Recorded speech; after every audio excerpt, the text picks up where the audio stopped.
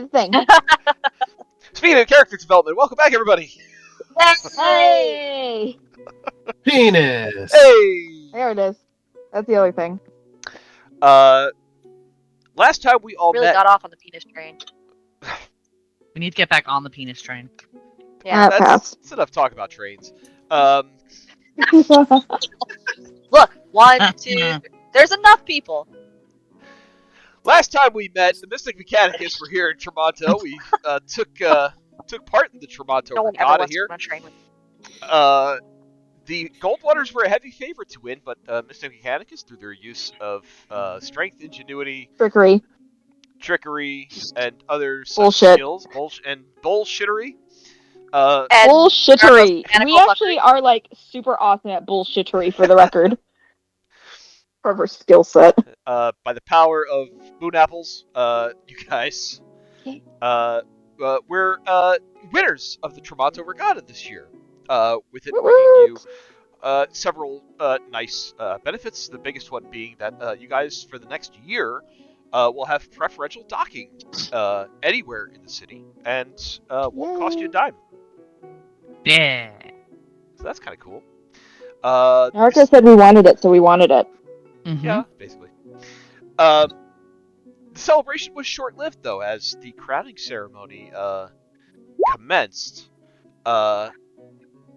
There was a cry of a pickpocket from out in the crowd, and Mystic Mechanicus immediately sprung to action. You chased after this pickpocket, cornered him in a corner with the web spell.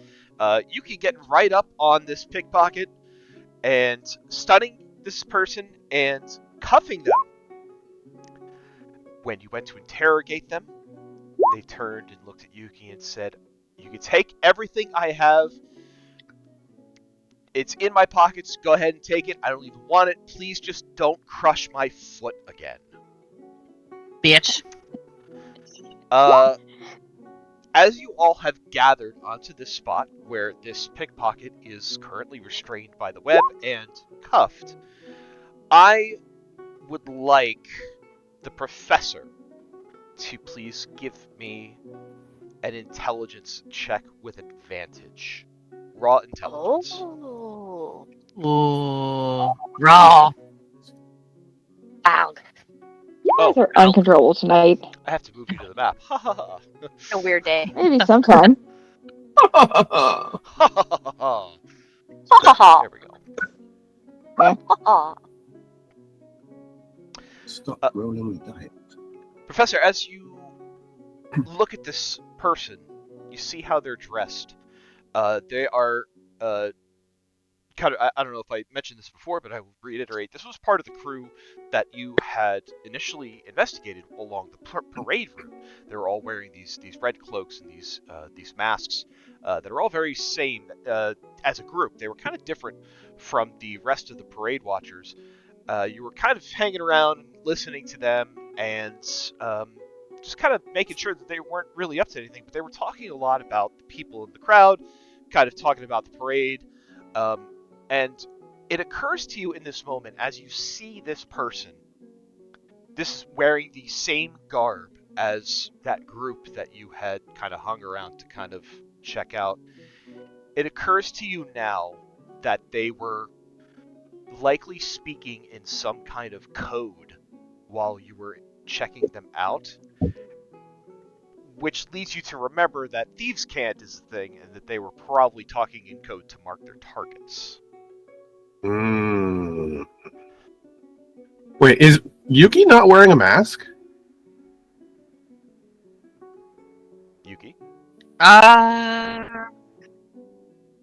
That's a Didn't good you question. have, but didn't you she's have your mask also- off? I had it on. Let me do rollies. Okay. Let's see if it. Where's the There's thing? also Where is Matthew it? Baxi that just kicked his ass, okay? I think he knows who it is. That Yeah, too, like Number of There's people an awful lot Yeah. of her. degenerate. Yeah, it's a 16. Yuki's still got her mask on. Even so, I think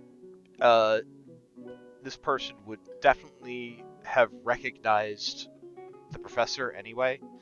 Probably Yuki. You guys 'Cause, made an impression. I mean, despite wearing a mask, Yuki I mean, is still clothes a are mask. different, just wearing a mask. Yeah. She is still wearing clothes. She is still fully clothed. Sure. All right. I didn't recognize you with your boobs put away. For now, she is. That would be worse, man. All right, I think the professor will kind of. Would he have heard? Because I missed this part. Would he have heard him say that about "Don't crush my feet"? Oh yeah, absolutely. Said it out loud. Everybody was kind of there as they said it. I think the professor will walk over and get up in his face and just sort of, like, not in a way that hurts, but smack the mask off his face. As you smack the mask off, and you get a good look at this person, you do now see very clearly that it's your old buddy Silas. I'll pull my mask off and I'll be like, "Really, Silas? Thieves can't? Haven't you gotten your ass handed to you enough for a couple of days without getting into more trouble?" Listen, I was just doing my job, okay? I was just doing my job. This is what I was out here to do. Oh, and who does Silas work for? I was under the impression that you were the boss. Did we already have this conversation, Lorenzo? He's right now the head of the Thieves Guild. He's the head Oh, of the Red right, Hoods. sorry. I forget all these things when faced in direct presence with idiocy. I'm sorry. Right. Where is he? I mean, you're here, we're here, we're running into each other like this. People are going to start talking. You might as well just tell us where he is right now. He's at he's at the Thieves Guild headquarters right now. Okay. And you're just out here picking pockets. That's your job. When I'm not selling Black Lotus, yeah. Don't you own, like, an upstanding club? I didn't. What? You thought I owned that place? Oh, you're just like a high roller. I mean, yeah, drugs bring in a lot of gold. Well, shit, Silas. My view of your standing in this town is really just plummeting every time you open your mouth. All right, so you're just a petty pickpocket working for Lorenzo. You do nothing but sell drugs and pickpockets. And this person you just attempted to pick. This was the mark. This is the one that you're looking for. I mean, she was wearing fancy jewelry. I'm sure they would fetch a pretty good price. You and your friends were speaking a little bit earlier. Any other marks? There are probably a few of them, yeah. Where are your friends right now? They would have followed their marks to wherever they went. I couldn't really say for sure. Right. Any questions for our friend here? Not especially. Right. Are you hurt? He kind of tugs on the binds a little bit. He squirms as he's kind of like caught in this web and looks up at you, Jade, and says, "Just my pride." Excellent. Yeah, pride grows back pretty quickly. And I'm going to toss like a sack of just traveling clothes at his feet. Like, put those on, give me your costume. Why? What are you now? Take your clothes off, put those on, give me your costume. All right, well, get me out of these shackles. Oh, yeah. You're a street thug. Can't you get out of them yourself? I don't feel comfortable making someone get undressed in an alleyway. I'll take off like my jacket and hold it up so that way you can't see. His parts aren't all exposed. Like, you are wearing small clothes underneath, right? Yes, I wear underwear. All right. Someone get him out of his shackles so he can change his clothes. Yuki will shrug and Why? go unlock him from the shackles. Why are we taking his clothes? Because these clothes are a direct connection to the other people who are stealing things from innocent people. And if we have these, then maybe we might be able to stop them in the act without making a scene. Can't we just go to the house and take it back? And, like, turn it into the guards or something? Well, I mean, we could, but wouldn't it be nicer for the people who are having their stuff stolen if we could just prevent it from being stolen in the first place and avoid all that trauma of having street toughs taking their stuff? Well, unless you Okay, can be in but- a half dozen places at once, I don't think you're going to catch all of them. Oh, we're really good at a lot of things. Aren't you gonna just look like one then, Professor, and people are just gonna chase you? Only if Well, we that- steal something. Yeah, I'm not going to steal anything. I'm like stealing your clothes right now, I guess. Yeah. Listen, you can try to stop them, but they're going to be very hard to find. If honestly, your best chance is going to get into the guild hall and, you know, retrieve all the stolen stuff from there, because everyone has eventually turned in there at some point. Did you leave the guild hall looking like this? With the costume on, yeah. So there should be no problem for you to get back into the guild hall with the costume on then. Listen, well, there's another complication. You see, if I return to the guild hall empty-handed, this is a second failure for me. I'm going to be murdered. Lorenzo will kill me. Oh no, Very unfortunate. we won't let anyone hurt you, Silas. Yeah, especially if someone goes in your place. Well, what exactly are you supposed to bring back? A necklace, a bracelet? Just anything, really. Anything. Anything of value, anything they can sell, anything they can get gold for.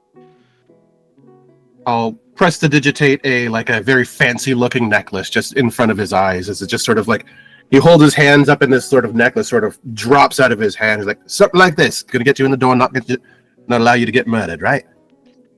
Sure, but there's also something else. Why don't you tell us all the things at one time? Yeah, there's one more thing. It might work for some people if you're like developing high-end gadgets and whatnot, but it's really not working for you. I don't want to go back to the Thieves Guild. I'm done. Do you want to not be a thief anymore? No. Oh, that's wonderful. Just going back to honest drug pushing for me. Yes, sir. No, none of this larceny business. Look, I just work for these guys. They're so weird. Listen, Alright. ever since Lorenzo took over, it fucking sucks. And I don't want to be here anymore. We're always being threatened with death at every corner. And, like, there's weird shit going on in there. And I don't want any part of this anymore. This is not what I signed up for. Oh, define weird shit, because that's the type of thing that my ears perk up about. I don't know, just weird talks about strange magics and talking about trying to create a crystal, something about soul smithing, and there's ever since Lorenzo took over, that place is different, and you can't get in or around without one of these, and he pulls out his crimson coin. I will snatch it right out of his hand. You read my mind. He will let you take it. Just listen, you can have that, but you got to get me out of Tremato tonight. I'm leaving. We have a boat. Great. Is it leaving tonight? No, it's kind of our boat.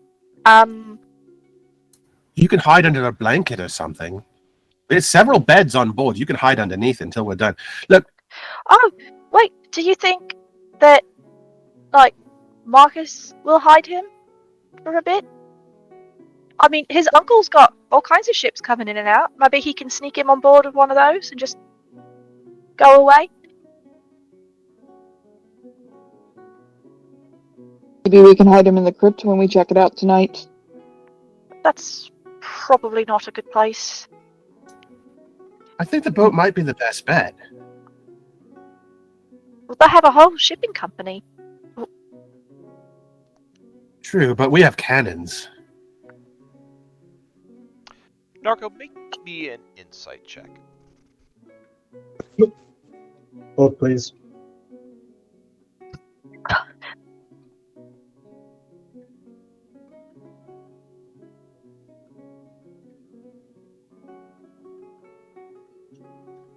That is a 21.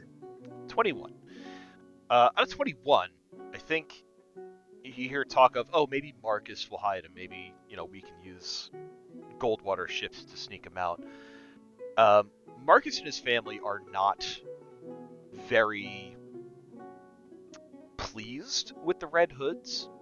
The Red Hoods steal from them pretty regularly. They seem unlikely to be able to help one of them, or unlikely to want to help one of them, I should say.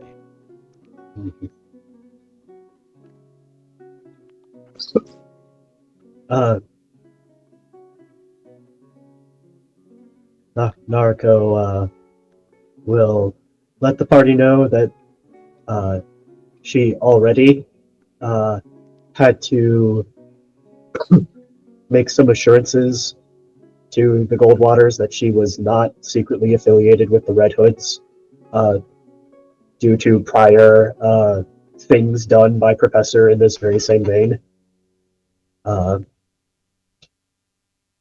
As far as protection for Silas, Narco can offer 3 possibilities. Number 1, hand you over to the authorities and you can rot in jail. In which case you'll be in jail, so it'll be harder to murder there.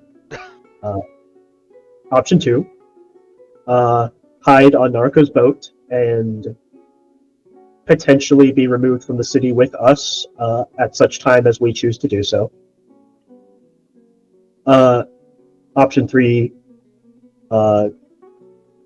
be given enough money for a one-way boat fare and figure it out from there. All of these are contingent upon Silas handing over the stolen goods, his disguise, his red coin, and as much information as possible to make any of our efforts against the Red Hood successful, because that will directly correlate to whether or not they will have the manpower to come and kill him later if we are unsuccessful.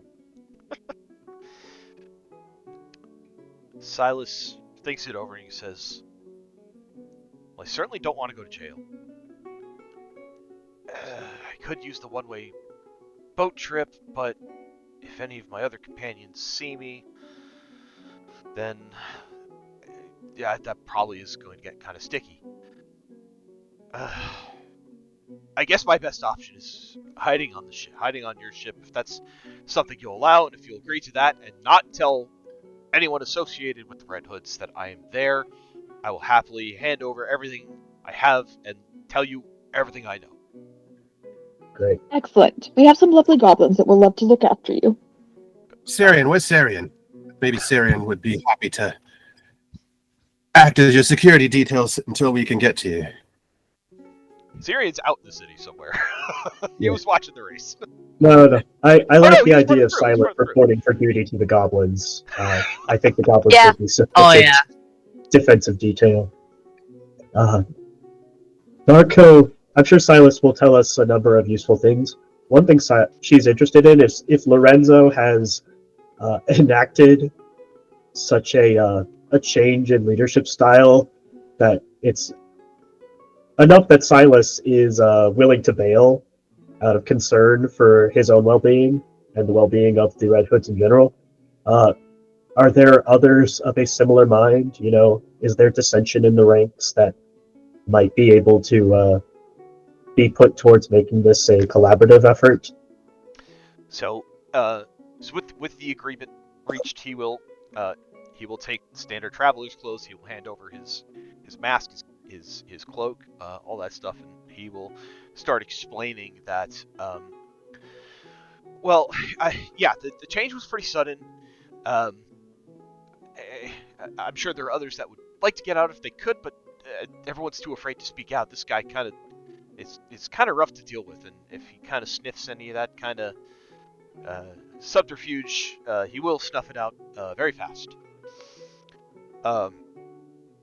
As far as getting into the building itself, it's worded pretty heavily. If you're not carrying one of those coins, and he points to the coin that Professor snatched, the whole place is going to look like it's filled with fog. You're not going to be able to see a damn thing in there. Doors are locked, windows are locked. It's going to be rough to try to get through without being in possession of one of those coins. I know that Lorenzo has an office on the second floor. He rarely lets anybody get in. I think that also is magically locked. Even if you were holding one of those coins, just holding one of those coins isn't enough to let you in. There are some rooms with treasure in it, and there's this one. You know, he recently brought on this one thief, but she's always asleep. At least during the day, anyway. I wonder if she got hired for night crew or something, but she's always asleep during the day, which I guess means she's always up and out at night. But he has this weird automaton that kind of guards her. Looks a little bit like your friend over there, and he points at Arby.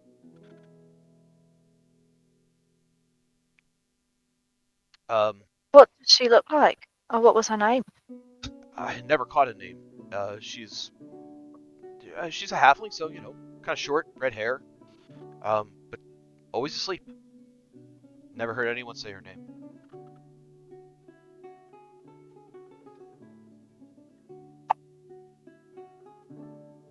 For the coins, does each person need a coin in their possession, or can one person in a group have the coin and be able to pass through? As far as I know, everyone would have to have a coin. It's not that you can't pass, it's just, if you're able to get inside without it, you won't be able to see anything. It just looks like heavy fog.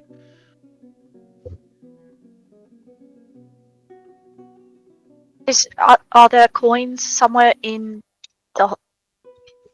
the house that if like someone went in with a coin, could they get other coins and bring them out? Or does Lorenzo hold all the coins? I know Lorenzo has them stashed somewhere, but I'm not sure where. Okay. Quick check, because I'm going through my notes, but my thing is being really slow. Was the apprentice a halfling? The girl who's missing? Yes. Okay, just making sure. I figured as much. They're talking about soulsmithing and making a thing, and suddenly there's this brand new girl at the house. Also, did he say when Lorenzo took over? I just heard he took over very quickly. He did not say. Okay. Who was in charge before Lorenzo came? Of course, I wasn't ready for that question.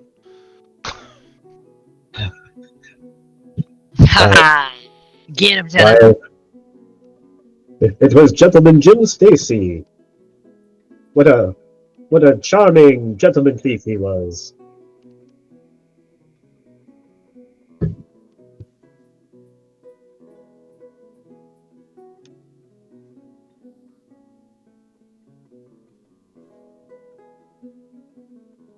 It was a man named Thorn Blackshade.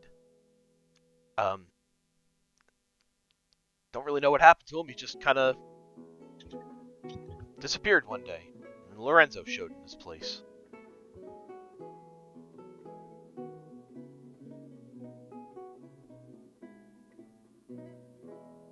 And you all just And- did what he said?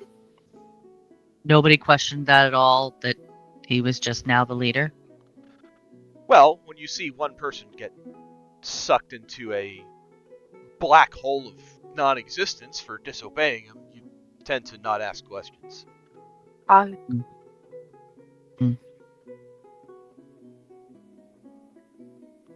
It's the only life pretty much any of us have ever known. We wouldn't know what to do if we didn't have it.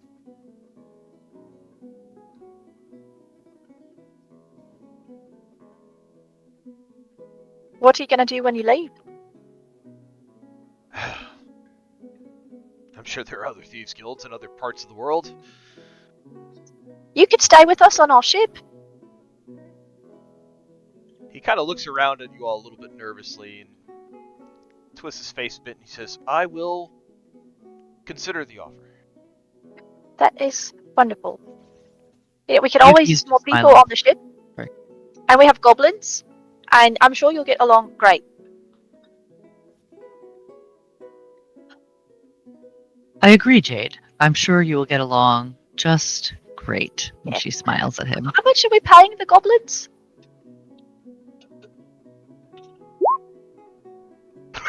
Enough. We are paying Because them they enough. Right, so they get paid, so you could get paid if you stay with us.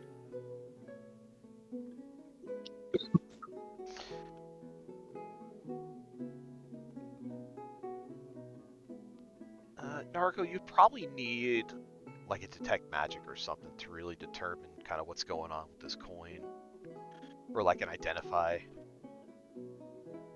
I have identified. That is what I will use. Oh, wonderful. So, with identify, the crimson coin basically acts as a key and kind of as a almost like a mobile, self-contained, personalized like dispel magic for one singular place. It seems to be keyed to just the Thieves Guild building and kind of acts like a personal dispel magic that will hold back whatever enchantments are currently placed on the building.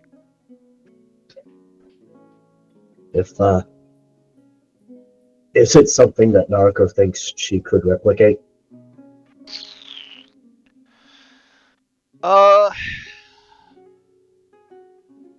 It is possible,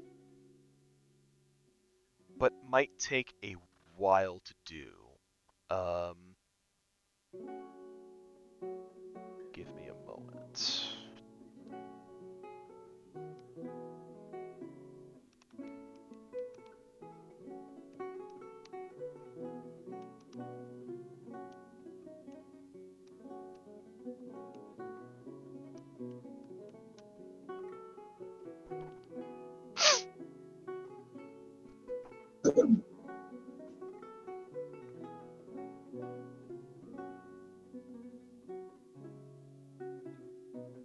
I would say you could create one.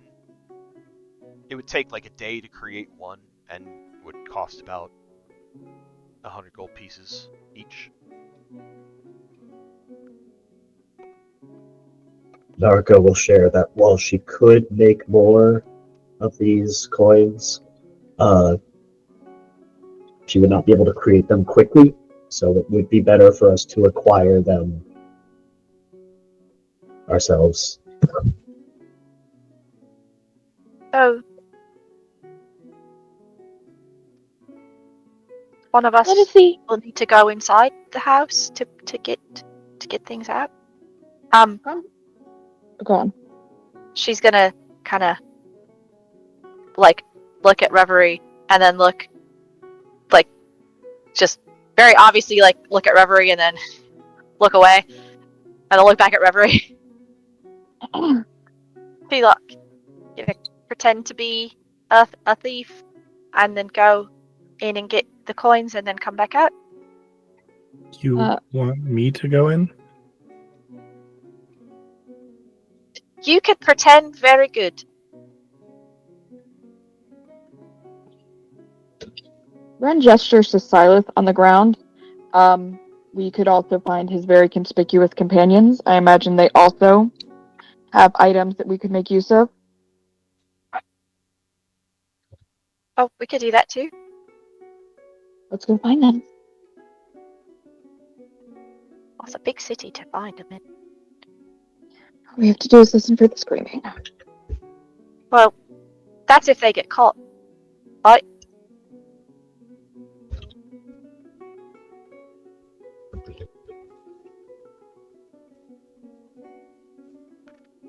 Salas looks at you and says, typically we're very good and you don't notice us. How did you get caught? He is not typical. I mean, I fucked up. I don't know any other way to say that. Well, maybe it's a good thing that you swear worded up, because then you could now you are safe with us, and we can protect you. Safe is an objective term.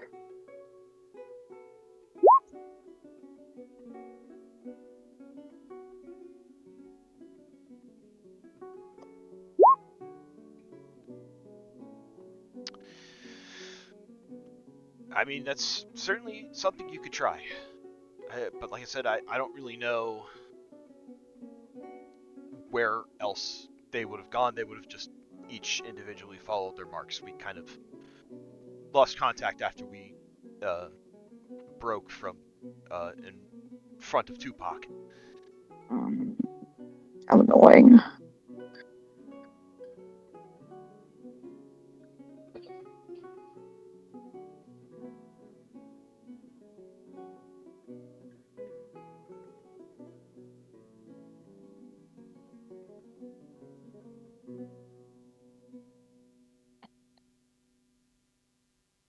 Right. Jade so, does have a point.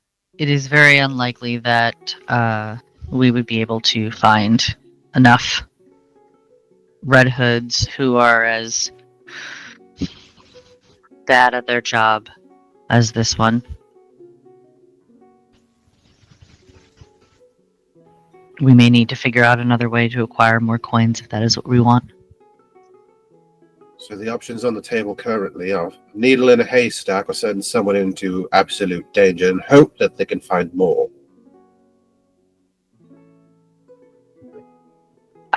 Jade is going to look at Reverie and just say, do you think you could do it? It's okay if you don't want to.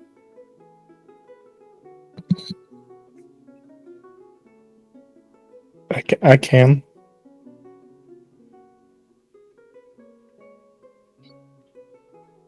Because she's very good at pretending. She says pretending like a little too enunciated. Jade is not good at lying. She's right, you're the best at pretending. I can pretend for a solid 3 hours total after a long rest. You can do it indefinitely. Not that I want you to be in there indefinitely, but...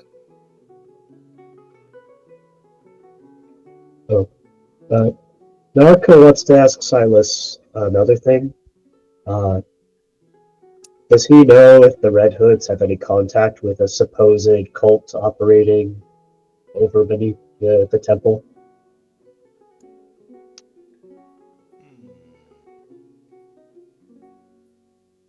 Let's see if he knows.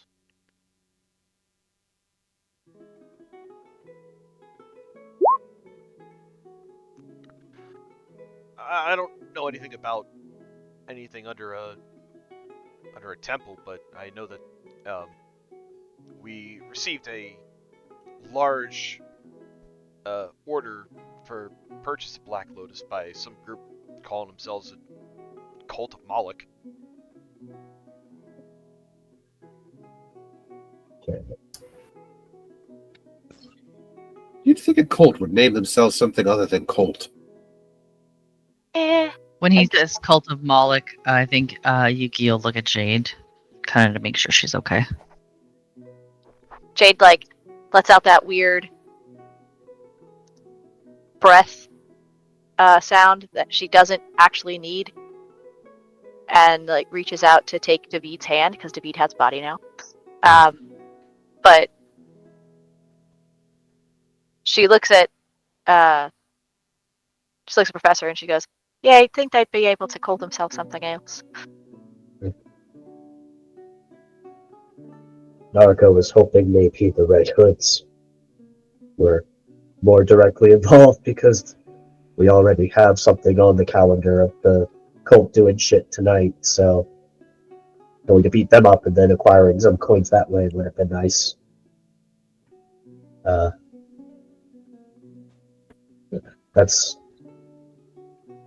That's the other thing in consideration is we basically have to pick. Either we're going to spend our resources and efforts on the Red Hoods or on the cultists. And the Red Hoods are tricky because of their defenses at the guild hall and that right now our best option is a stealth mission, which we historically have not done well at.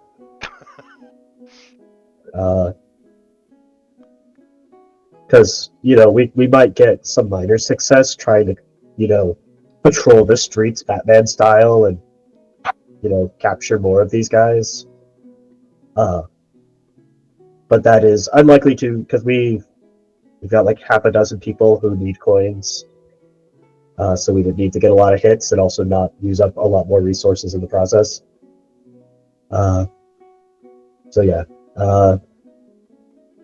Naruko is curious what the party thinks, whether the Red Hood situation or the Cult of Moloch situation is more pressing to deal with / more feasible to deal with.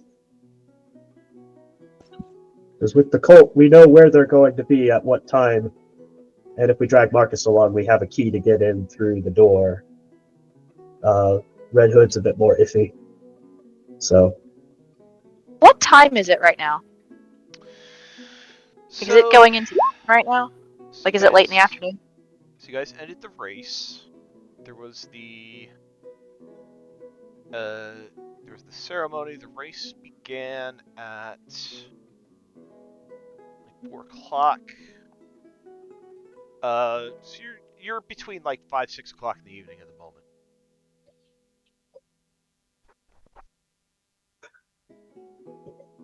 Silas, when are you supposed to be back at your house? There's no time limit for me to return as long as I'm back before midnight. Okay, so Well, even so, it's not uncommon for operatives to kind of stay low for a day or two if they think they're being followed, so... people did see one of you, and if you don't return, they'll probably think that it was you and you're just trying to evade leading them back to your house. It is a standard operating procedure. So I think it's better to go after the cult.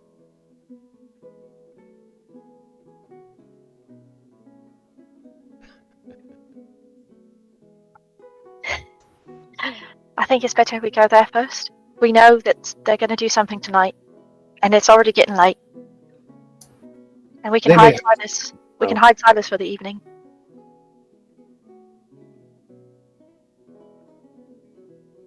Go ahead, Professor. Court may have some leads as well. If they're doing dealings with the Red Hoods anyways, in the very least, maybe we can get some names. It's true. Maybe they have coins. I mean, if the cult is purchasing large amounts of Black Lotus, I think the name they're going to give us is Silas. Right. Silas, you're the only game in town for the Lotus, or are there others pushing this stuff? Big deals Maybe like a business decision. Big deals like that usually go directly through Lorenzo. Great.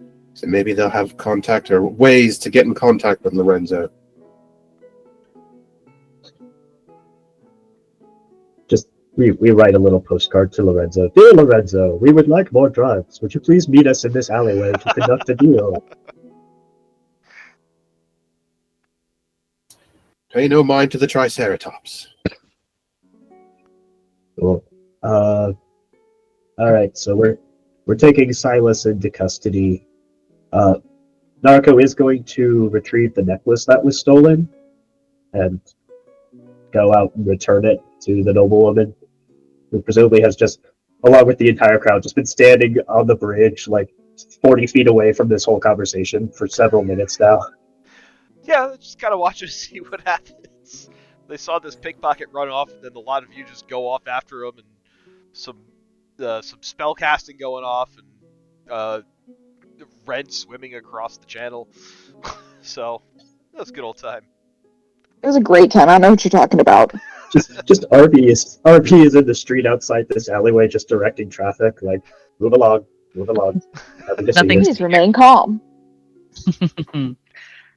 Nothing to see here.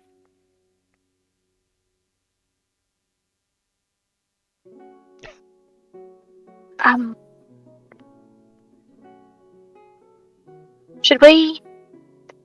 Was one of us get Silas around? Hmm? Like, get him back to the ship? I could take him back. I think sure? the peasant volunteered for that one. Yeah, I'll do it. Where do you want to meet after?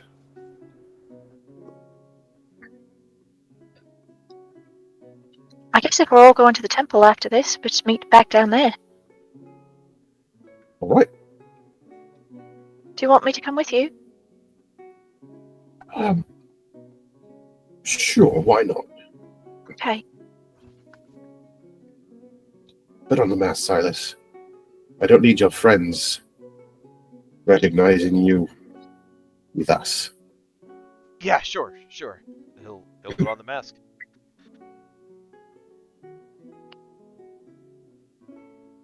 All right, let's go. We'll see you guys at the temple. I think as you guys get Everyone be safe. ready to break, you'll see that there he is. You'll see that Marcus and Brutus approach. They kind of jog to the other side of the bridge where they saw you all go, and Marcus kind of looks around.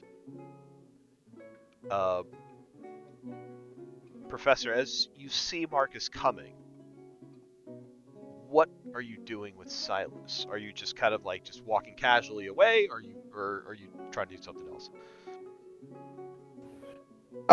With Silas now disguised, I think that it'll be a casual break away from the group. Okay. So Marcus and Brutus approach as you guys are kind of getting ready to break, and Marcus looks at you all and he says, I heard there was a commotion after the end of the race. What happened?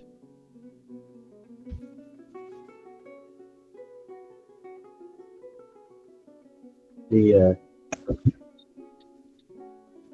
chased the perpetrator to an alleyway, got tangled up quite badly, and we were able to apprehend him, but found something interesting. Turns out the Red Hoods have been enacting a zero-tolerance policy for failure, so he was quite forthcoming with whatever information we requested, so long as he was taken into custody such that he would not run afoul of his higher-ups. Ah, but you were able to take him into custody then?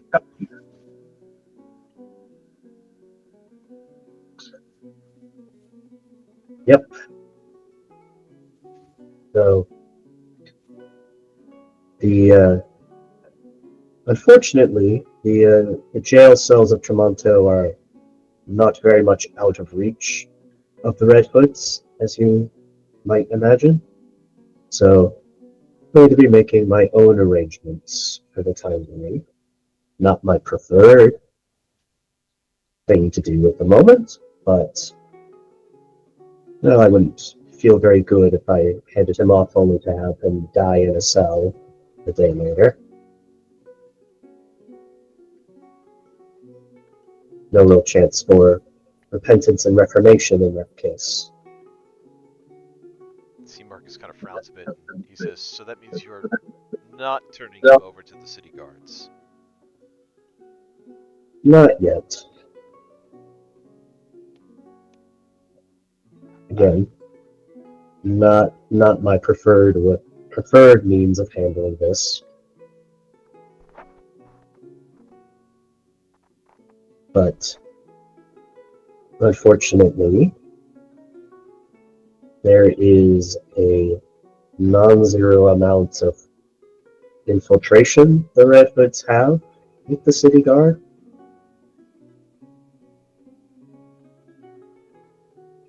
So you're afraid that they will be able to break him out?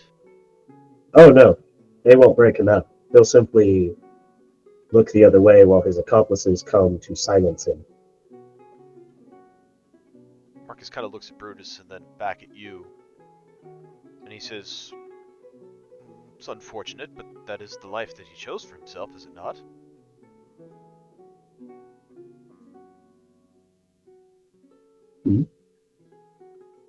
And what if he, today, chose a different life? Is he too far gone to swim against the current of his past choices?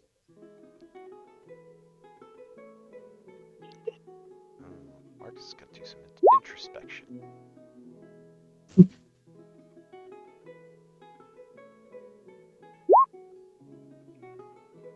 Marcus frowns a bit and he rubs his chin. And he says, "Well, I suppose the principal purpose of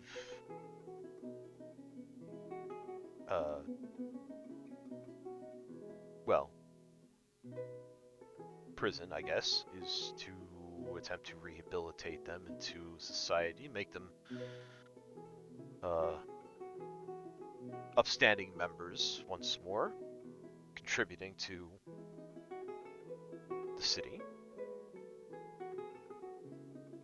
I suppose if he were honestly trying to turn an honest leaf, then yes, he would deserve a second chance. And you believe having him in your custody will give him a better chance at that. There's something I've learned on my travels ever since the beginning, when I first got tangled up in all this nonsense about cults worshipping powers from the dark beyond, and criminal enterprises, and real estate speculation schemes, and all that other nonsense. If you have a problem, the easiest thing to do is to remove it. And she sort of pulls up her pistol.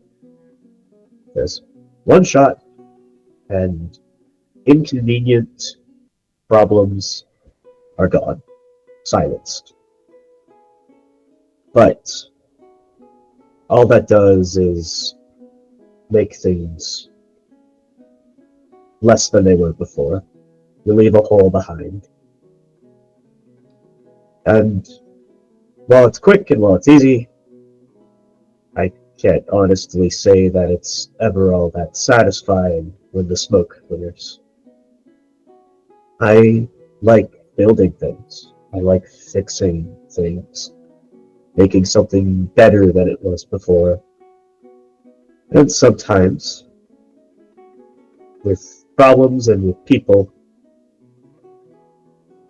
you gotta put a little more effort, spend more time, take more risks, and try to understand. I can't guarantee that this will come to anything. Can't just be a thief caught out in a bad situation, looking out for his own self-interest, submitting himself to whatever power he thinks will save him.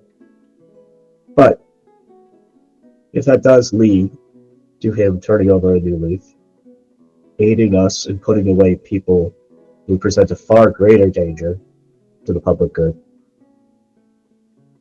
and maybe one day inspiring him to perform such actions in kind, I'll say it's worthwhile. But be that as it may, she pulls up the necklace.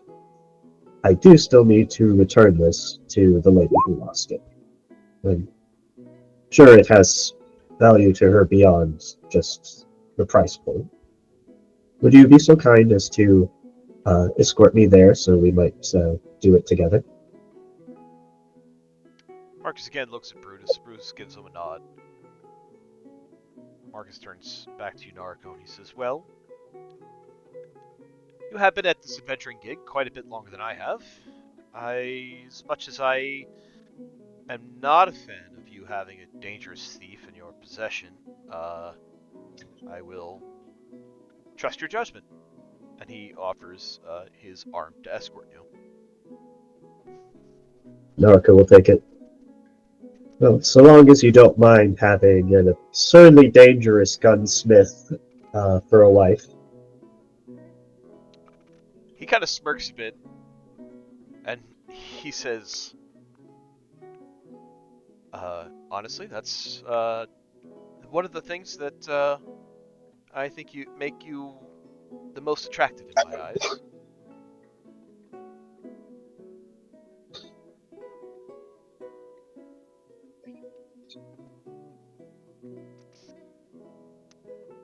And he will escort you back to return the necklace. Yay. Marcus being hot.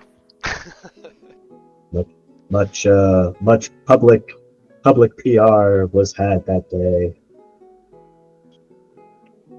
Yes, Mr. Mechanicus, so dashing and gallant, rushing off and saving poor noblewoman's necklace from thieves. Ooh, ah. Ooh. And look how hot these two are. These two are just as sexy, so. That's the only criteria we have for why we should support them as a couple. It's just like Hooray celebrity for gossip. the rich people. Hooray for rich, attractive people. Hooray. So, happy ending for the rich people, yay! So accompanied by Arby and Brutus, Narco, you and Marcus go back across to return the necklace. Professor, you are, with the help of, even though he wasn't so great at this pickpocketing attempt, Silas is kind of a sneaky guy. He can get around pretty quietly and pretty nonchalantly. I think you would not have any issues getting him back onto the Corvus. You can bypass going through Palazzo Goldwater if you want to. There is a set of docks that's kind of like next to the house that has its own separate entrance, so you don't actually have to like take him through the Palazzo and risk anyone else kind of like interacting with him if you wish to do that. But that is completely up to you how you want to handle that. Yeah, I'd probably try to avoid any heat where possible. Sure. So as Narco is handing off the necklace, Professor is bringing Silas to the ship. What are the rest of you up to, Jade, Yuki, Reverie, and Ren? Oh, Jade was going with Professor, so he wasn't alone. Okay.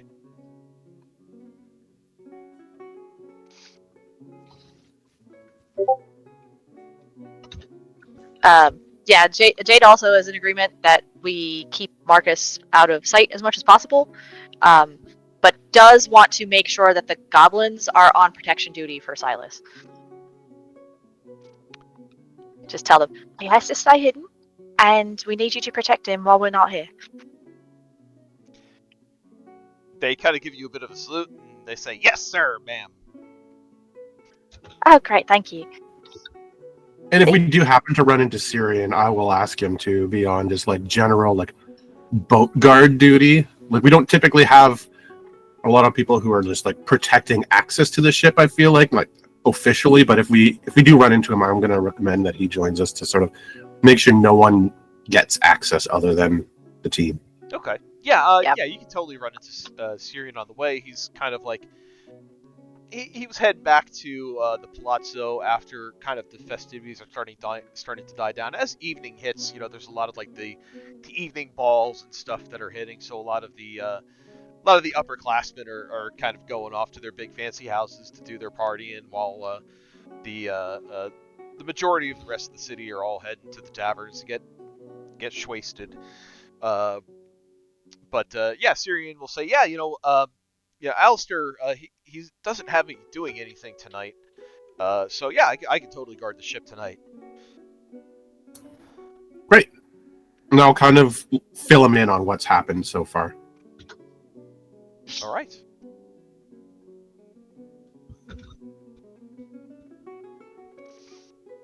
Yuki, Ren, Reverie, anything special you guys want to be doing?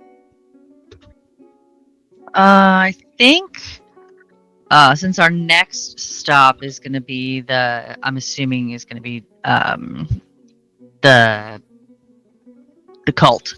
So we're going to the temple, right? Yes. So the information that you've gotten is that they are likely going to be meeting in the crypt at the Temple of Joaquin this evening. Yeah, and that's where we're meeting Professor and Jade, right? When they get back from the ship. Yeah. I heard that correctly.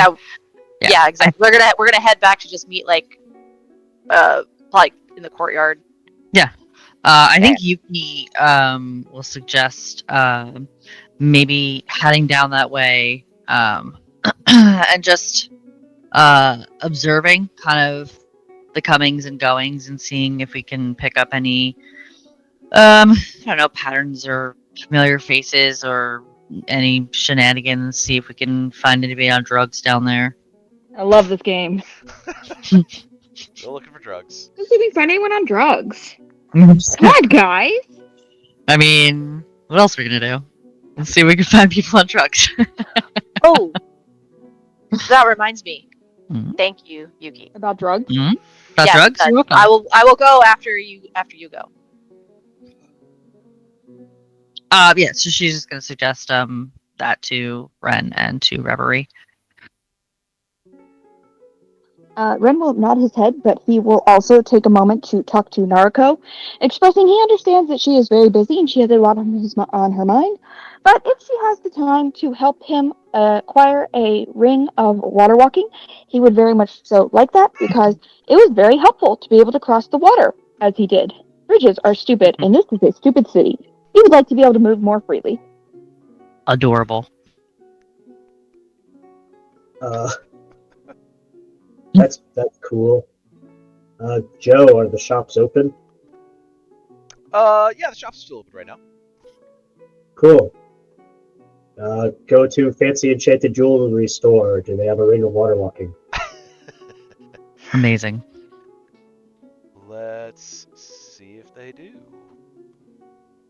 Where the hell? There.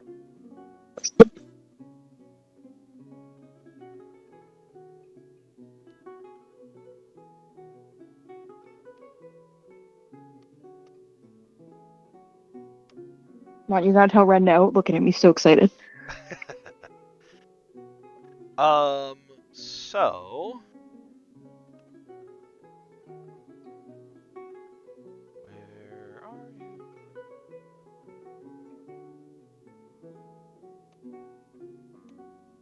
There we go.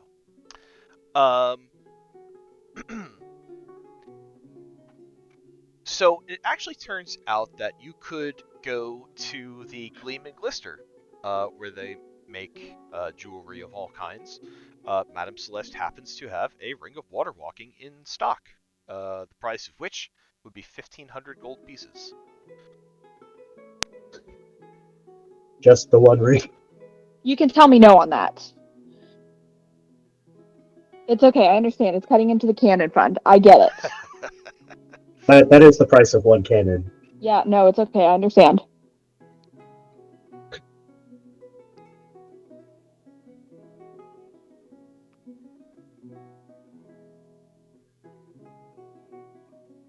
But Joe, they only have the one ring.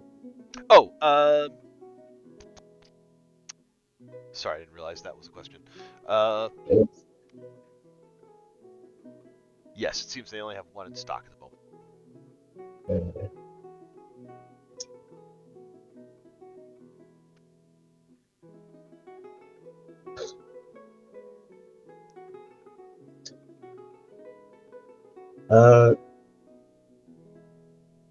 Would Red be okay if we put that on the purchase later list after we Absolutely. have rescued the apprentice and maybe can bluster our Sorry, way some to. paper. Yeah, done. I'm trying not to make you talk too much. I'm so sorry. I just meant for that to go onto Naruko's crafting list, if anything, not make you actually go do stuff today. All right, I have put it on my reminder notes. It's right under Steel Marcus's blood. Excellent. It's a good spot for it. Shows the appropriate amount of precedence. Fucking amazing. Steal Marcus's blood. Or just ask nicely. He's like, Nah. I don't know what weird kinky stuff my new wife is into, but sure, it makes her happy, and I'm cool with it. Also, get a ring so Ren can be a seahorse. Oh my love it. god. Happiest seahorse in the world. Yup. Y'all do know he just wants that so he can run around on the water because he feels so damn constrained in this fucking city. City dumb. Water? Run on water? gonna Okay, start- that's almost an open field. Our first plane hopping location is going to be like an eternal, like Tatooine desert planet. Yep. You know, he might be cool with the shifting sands for a minute. Yup. Alternatively, it could be Waterworld. Waterworld! That's where we lose Ren. He never comes back. He's just running and playing on the waves. So much place to run. Better than being on the ship. Yep.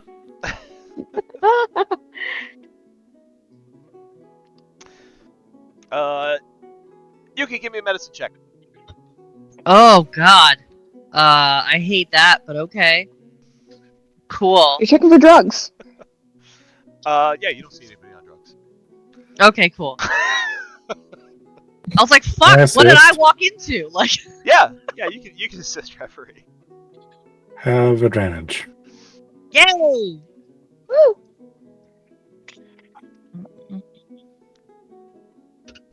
Oh, Did it get worse? shit. Yuki, as you what path? Let me ask you this: what path are you taking to get to the temple? Let me start asking us more questions. I know, happy Yuki drug noises right now.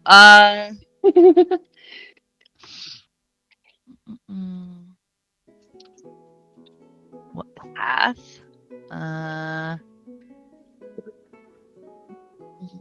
guess like the most direct. I don't know if Yuki would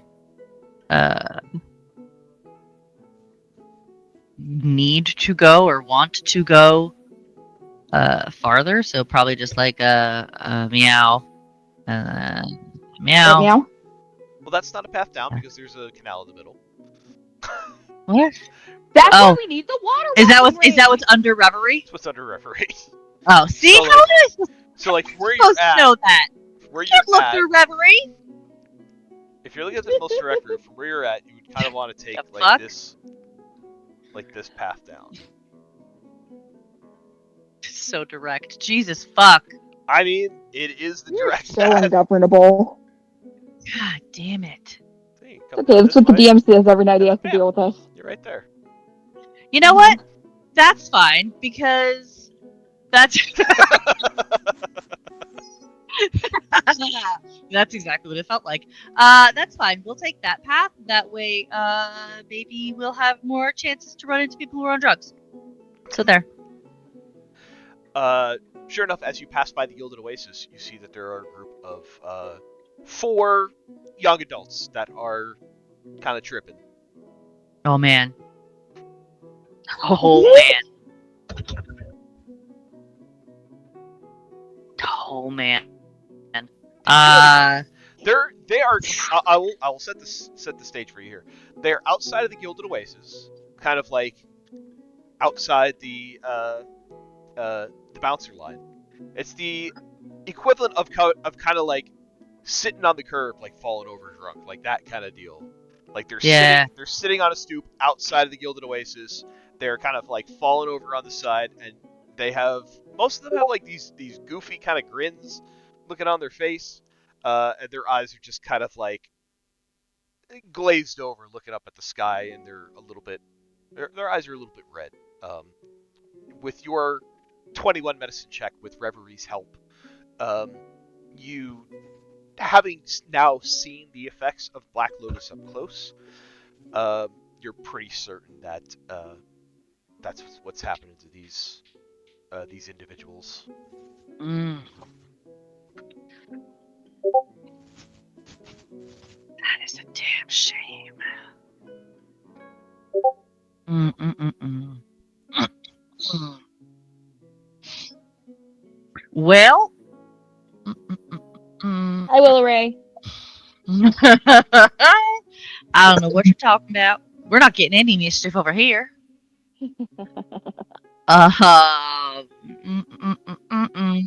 What nonsense can I do? I think. Yuki just walks up, stunning strikes all of them, leaves. That'll teach them. Don't think I wasn't just fucking looking at it. We'll have to fight a cult later. Don't waste key on them. No, I won't. I already We don't wasted know it. there's a cult. Jade's convinced there's not one. It's true. And you do have Ren and Oh yeah, I'm there. You want me to do anything? yeah, you do have Ren and Reverie with you if they have followed you. And possibly Narco. I almost said Narcus again. And Narcus. Narcus. Possibly. Man, not Narcus. He's got a narc on him. Possibly Narco and Marcus with you as well if they wanted to kind of settle what's going on over at the bridge and then join with you, and I'll leave that up to Narco if they are also with you as you make this trek across. I guess the question is, with our plans to do more adventuring nonsense this evening, are there other sort of official functions that Naruko and Marcus need to put in an appearance for or work around? No further formal appearances are needed this evening. The crowning ceremony is done. I mean, people will kind of stop you along the way. Every one of you, people will kind of stop you along the city if they recognize you to kind of say, "Hey, congratulations on the win." But there are no more formal events to happen this evening. At this point, it is just kind of eating, drinking, dinner, and dancing. Kind of deal happening throughout the city for the rest of the evening. Okay. I was very much expecting any of the big noble houses to be putting on big parties at their estates. I mean they are, but you're not obligated to attend. Okay. Cool. Great. In that case, yeah, Naruko will be out and about in the city, but we'll try to stay close to her friends should they need her expertise, so she can be with the drug party, I guess. Yay, drug party! Drug party. Drug party! It's a drug party. The only time in my life I'll ever be part of a drug party.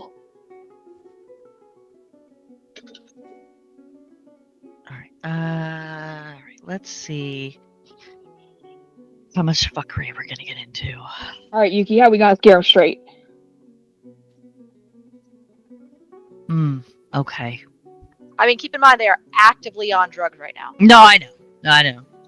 So you may not want to turn into a Triceratops again or anything like that. Oh my gosh, no, she absolutely does. You know how much a bad trip might scare them away from this? That's the play.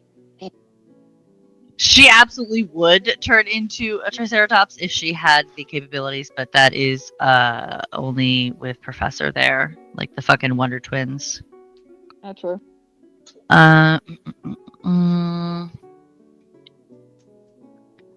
We're not burning any spells. Want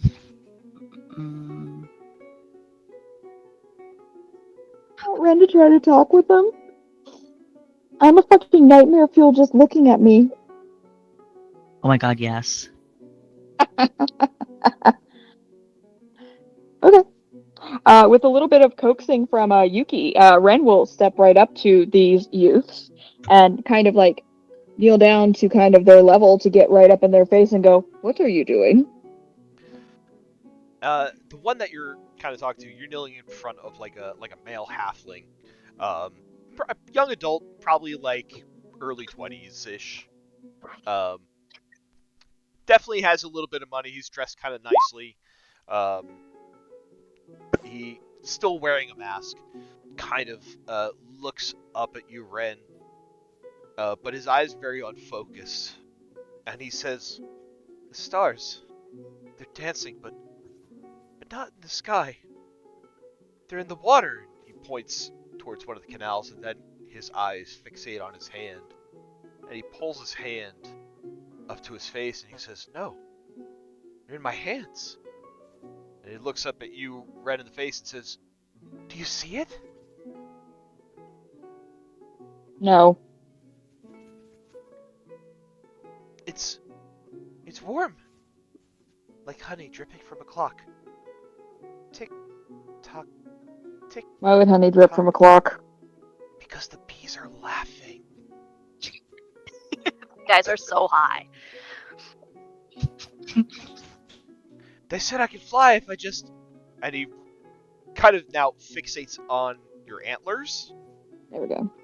And reaches out to touch your antlers and says, No. "Oh, the Yes. feathers. Ren will smack his hand away. Ah! No. The colors, they're singing." Go ahead, Yuki. As he reaches, I finally found some shenanigans that won't cost anything. I love that. As he reaches for Ren's horns, Yuki will reach in her bag and take out her snowball of everlasting fun. And she Holy fuck, I forgot about that thing. That's the best type. and she will pelt him in the face with it and say, "Consent is important." Gah! It kind of like falls You're backwards just with the making hit. this trip more real. And, one of his companions kind of comes up to him, like kind of crawls across the street, like a half elf female. She kind of grabs him by the shoulders, looks up at Ren, terrified, absolutely fucking there we go. terrified, and she says, "Don't let the shadows eat them. They're too beautiful to taste."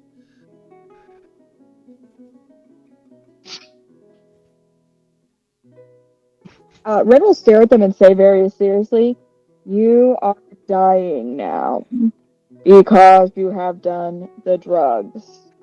I will help you this one time to not die from the drugs, but you need to not do the drugs." So look at Yuki like they do, right? Yuki will nod. Yes, they very much did the drugs.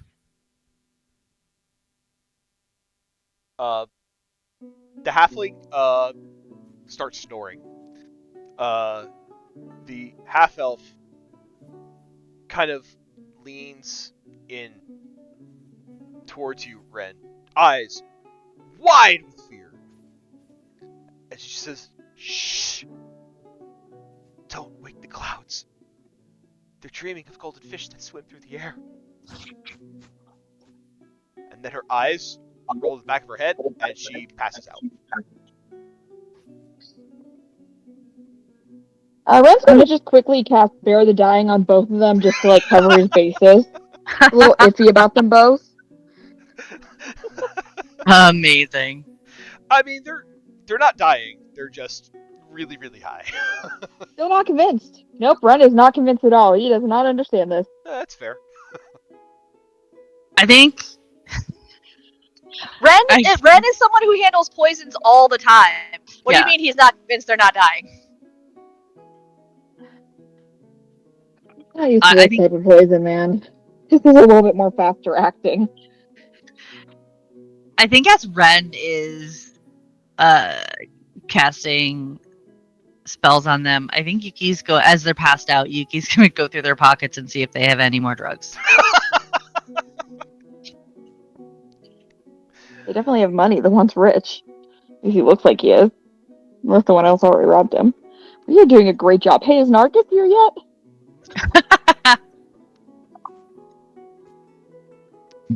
I don't know. Do you want Naruto to have witnessed all of this? No, we'd rather actually not have to explain that Really to good Naruto. question. Because Naruto and Marcus went to return the necklace, and then Naruto and Ren went to go buy Ren a ring of water walking. Did you guys I split think up she's after still that? busy. I think she's still busy. That's fine. Great. And because like nothing you did in the last 10 minutes would have raised Naruko's opinion of you. Okay. Ren really does not care about people's opinions, and that's a personal problem. Yeah.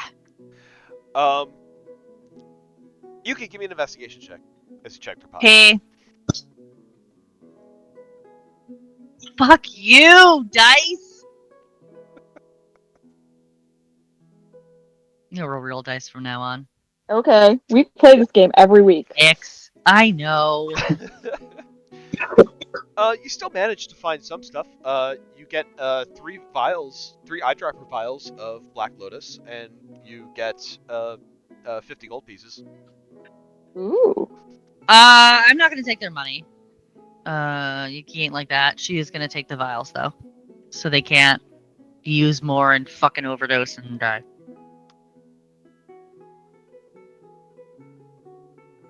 I'm not taking anything. I just wanted to know.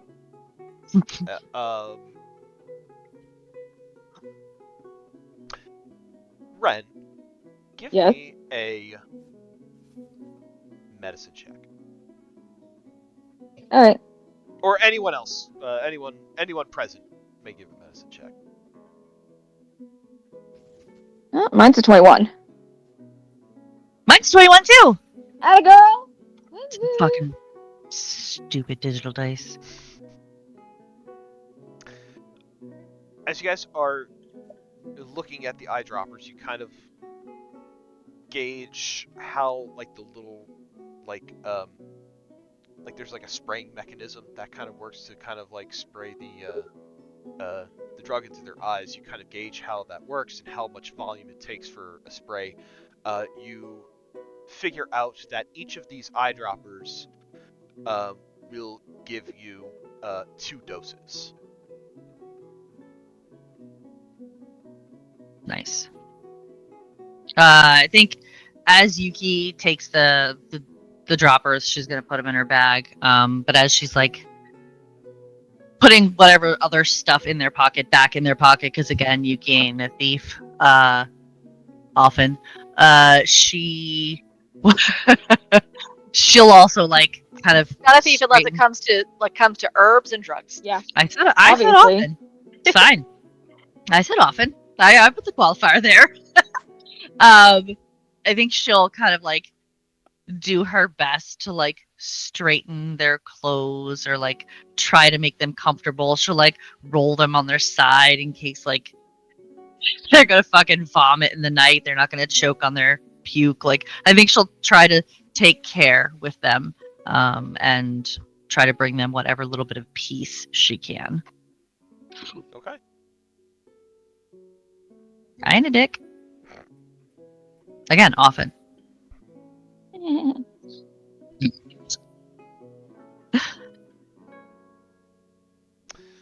Well, that's what you find. Hey! Alright, that was a great interlude. I really enjoyed that. Hell yeah. Did Reverie want to do anything? I'm keeping an eye out for trouble. Yeah. We are the trouble. The trouble is They are the right the trouble. fuck in front of you.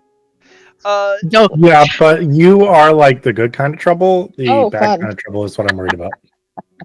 Like, Listen, the listen. frog kind of trouble. The kind of trouble where Reverie gets eaten again. Well, let's try to avoid that. We are so lucky we're going into a fight later tonight because the desire to stone shape their feet into the ground and really make them trip out was definitely there. Yeah. There was definitely. That's what took me so long to decide what to do because I'm like, I want I to do know. so much shit, but god damn it, I used a lot of shit for that stupid race, and we've got shenanigans later. So. Yep. Reverie, why don't you go ahead and give me a perception check? You can even have Mara give you advantage on this. Oh god. Good. Okay. Excellent. On a 17, Reverie, I rolled a 100 on a D100. You spot another one of the red-cloaked thieves. Oh shit!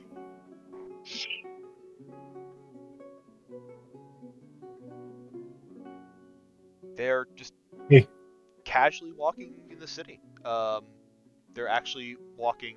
You kind of catch them coming from the Performing Arts Center and kind of turning in the opposite direction that you guys just came from. So they are heading north. Yuki. Mm. Ren. Reverie. Do you see that person over there? Go, Yuki, go. Yuki's gone.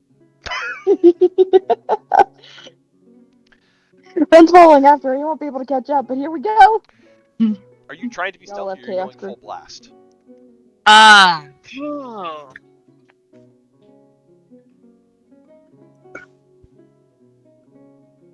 I think Yuki is going to try to be stealthy. I think we're gonna try to be good for a moment. Okay.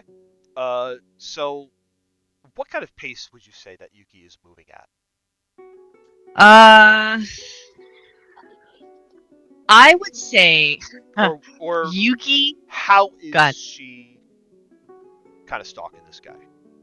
So I think Yuki is kind of walking at the pace where, like, you gotta pee and you're on a clock. Mhm. So, like, she's not running, but she's definitely got some pep in her step. And I think she's doing that thing where she's kind of like weaving in and out of people to kind of blend in. So it doesn't like she's like running at this or going like at this person like a shot. Like, she's doing the thing where she'll like kind of pass behind somebody and say, "Oh, I'm sorry, excuse me, excuse me, I'm so sorry," and she'll like kind of weave in and out to kind of like seem like she's blending in, but she's definitely power walking.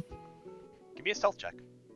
Okay, I have advantage in that, so we roll 2. Because of the cloak of the bat, you're in dim light. Okay. Right. Well, the first one is only 11 and 8. That's 19. And the second one is worse. Okay. So 19 is what we're going with. Topped out at 19. Mm-hmm. On a 19, you are able to get within arm's reach of this person. Rad. They do not seem to have clocked you. Fuck yes. Cool. Cool. As We you're are closing going. in, Yeah. hold that thought. As you're closing in, Ren and Reverie, what are you guys doing? We're following a little bit further behind. Well, I'm following a little bit further behind. Okay.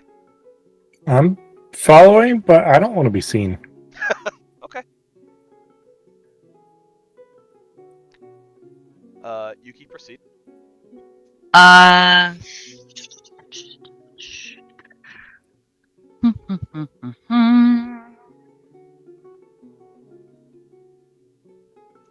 think I want to take him out. I want to like be quick, but not fucking aggro. So I think Yuki is going to pretend to trip, but she's gonna like try to like do like a feign like fall thing and like grab at the person like she's gonna fall. Like she'll like make a noise and be like, "Oh my gosh," and like she tripped, but she's gonna try to actually grapple him. All right. Why don't you then give me an athletics check? Okay.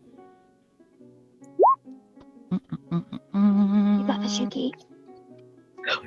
Yes. That is a 19, 20, 21.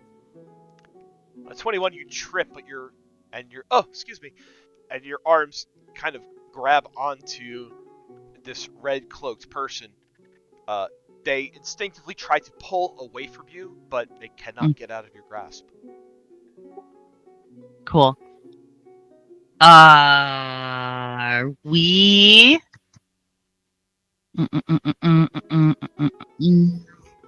Are we by an alleyway or anything that I can just shove this person down?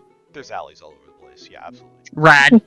She's gonna keep that forward momentum going, and she's gonna like essentially fucking bulldozer this person down the alley. So you kind of grab them and you shove them sideways. Yeah. Absolutely. Hoping to like catch him off his balance. Come on. All right, we'll do this the hard way then.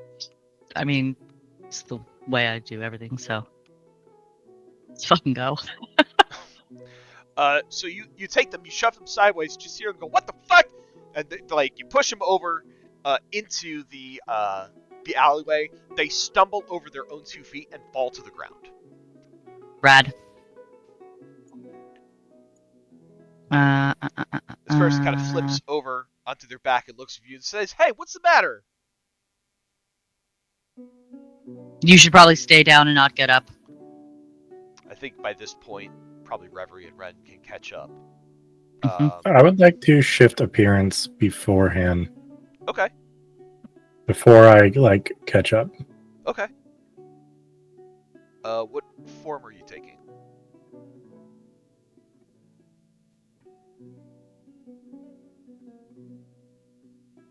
Aha.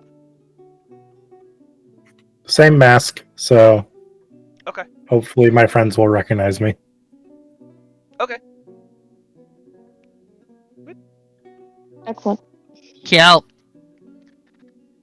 I think it's pretty obvious. I mean, you've been kind of next to Ren the whole time, so Ren would kind of instinctively know, oh, still Reverie, different form. Yes. This person looks up at you, Yuki, from the ground, gets to his feet, and goes to reach for a short sword, That's Oh. a bad idea. That's a really bad idea. and says, "Yeah, you gonna make me?" Man. Yuki is gonna sigh. And can I clock that Reverie and Ren are behind me? I think your passive perception is enough to know that they've caught up and are Yeah. behind you. Awesome. Ren cast command. Stay. Amazing. Yuki was gonna say, will you please tell Jade that I tried? Before she fucking attacks. Ren, what's your DC? Oh, what is my damn DC? 15.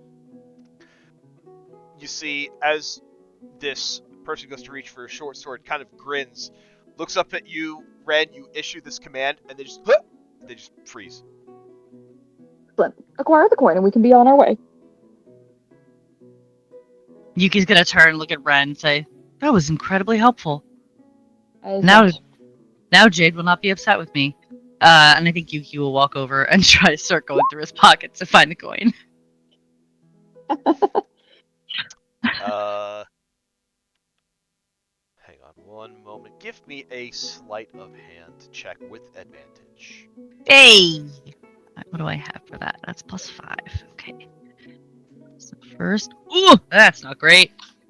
That's way better. So 13, 14, 15, 16, 18. So as you go to check this person's pockets, you find, first of all, you find the crimson coin. You also are able to find 30 gold pieces, and you also find a couple of rings that are altogether worth 150 gold pieces. Your intuition would tell you, though, that those rings are likely stolen. Yuki will take the coin, and she will take the rings, and she will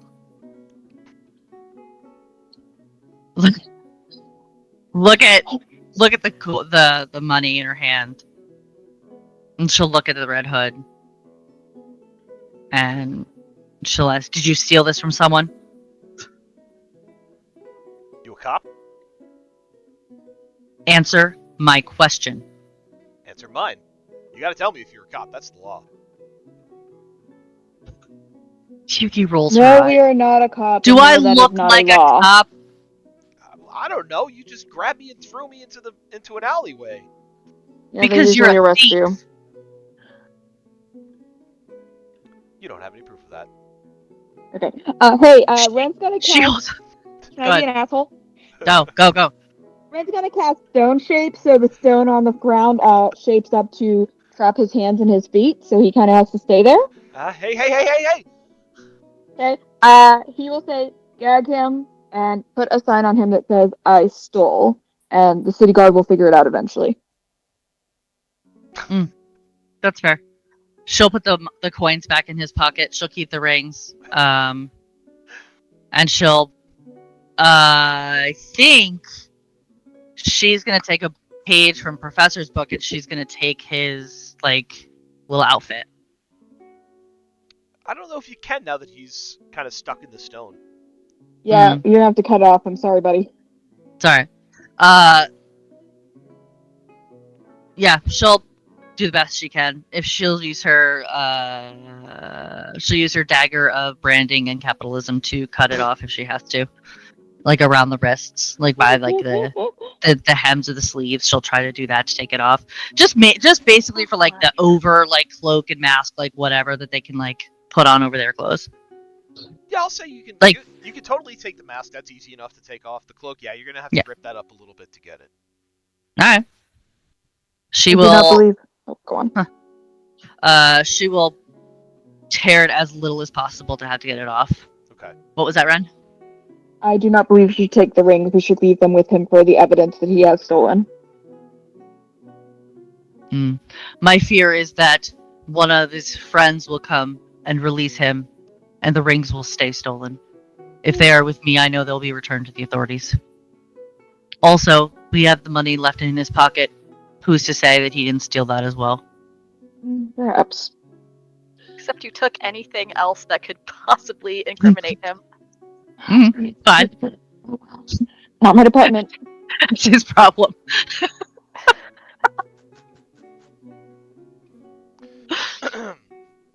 Hey, we got a coin. That was my main goal. And now he can sit here in timeout time. Guards are just gonna find a poor, half-naked guy trapped. He's just gonna say, "You guys attacked him," and there's no proof that he stole anything. Which I'm here for. I'm just saying that's what you guys just did. Well, the other benefit though is that he can't go back inside the Thieves Guild now, though. He took his That is why he is strapped to the floor. Ren got that far. Yes. All right. That is why he's surrounded, literally, to the ground. So you partially stick this guy in stone. You take his shit and you go. Yeah, that sounds like us. That's the best use of stone shape I've used since I've had Seppi. Fantastic. Oh my. All right.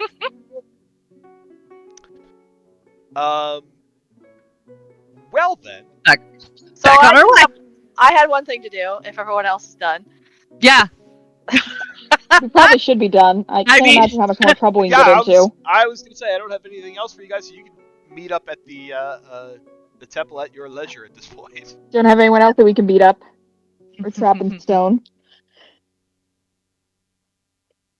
I Yeah. had one fourth level spell that was worth it. God. Yeah, I'm glad we're definitely not going to need that for the fight we're about to get into, for sure. It's fine. I didn't use any spell slots or any stuff that could come in handy later for any of my nonsense. I just want Still to put it out fucking there. worth it. No, I'm enjoying this. That was so worth it. I feel so gratified right now. Yeah, it's fine. I'm sure it's definitely not going to come bite us in the ass. I have a really big ass if it does. Definitely. It's ass. It's fine. Not at all. Anyway, Jade did want to do one last thing with Silas. Okay. So while we're on the boat, we got him to the boat. We got the goblins watching him. Professor's talking with Syrian, and Jade just wants to ask Silas. You said that you wanted to get away and not be part of any of this anymore. I saw you the other day when you took the poison. Did you want to be free of that too? The Black Lotus? Yeah. Listen, I use it recreationally, but I'm not, like, addicted or anything like that, so I'm good. Are you sure? Yeah. Okay. If you are, I can help. I appreciate that, and I will keep that in mind. Okay. Because there's no drugs on the ship. Sure, I gotcha. And he winks. No, there's really not any drugs on the ship. And if you're addicted, it's gonna make you a little crazy. And you're not allowed to leave because the people might find you and kill you. So if you need help, you need to tell me now, because I don't know when I'm coming back on the ship. I promise you, I am okay. Okay. If you are not okay, you can tell one of the goblins, and they will come get me. Yeah, I think I'm still good. She's gonna turn to one of the goblins. If he's not okay, would one of you please come get me? Again, another salute. Yes, sir, ma'am. Wonderful, thank you. And then I'll You're go the back. best investment. That was it. That's all I wanted to do. Okay. So then I would say, if there's, unless anyone else has any loose ends they would like to tie up, I would say it'd be around, probably like 8 or 9 o'clock that you guys would reconvene back at the Temple of Joaquin.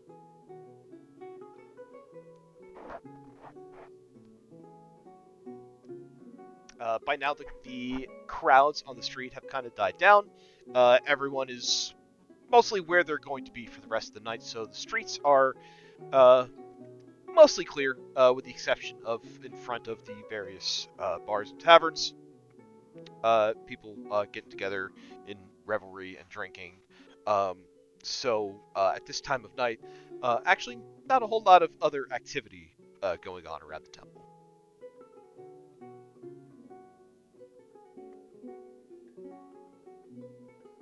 I think when everybody like all gets there, before we do more shenanigans, I think Yuki would tell everybody about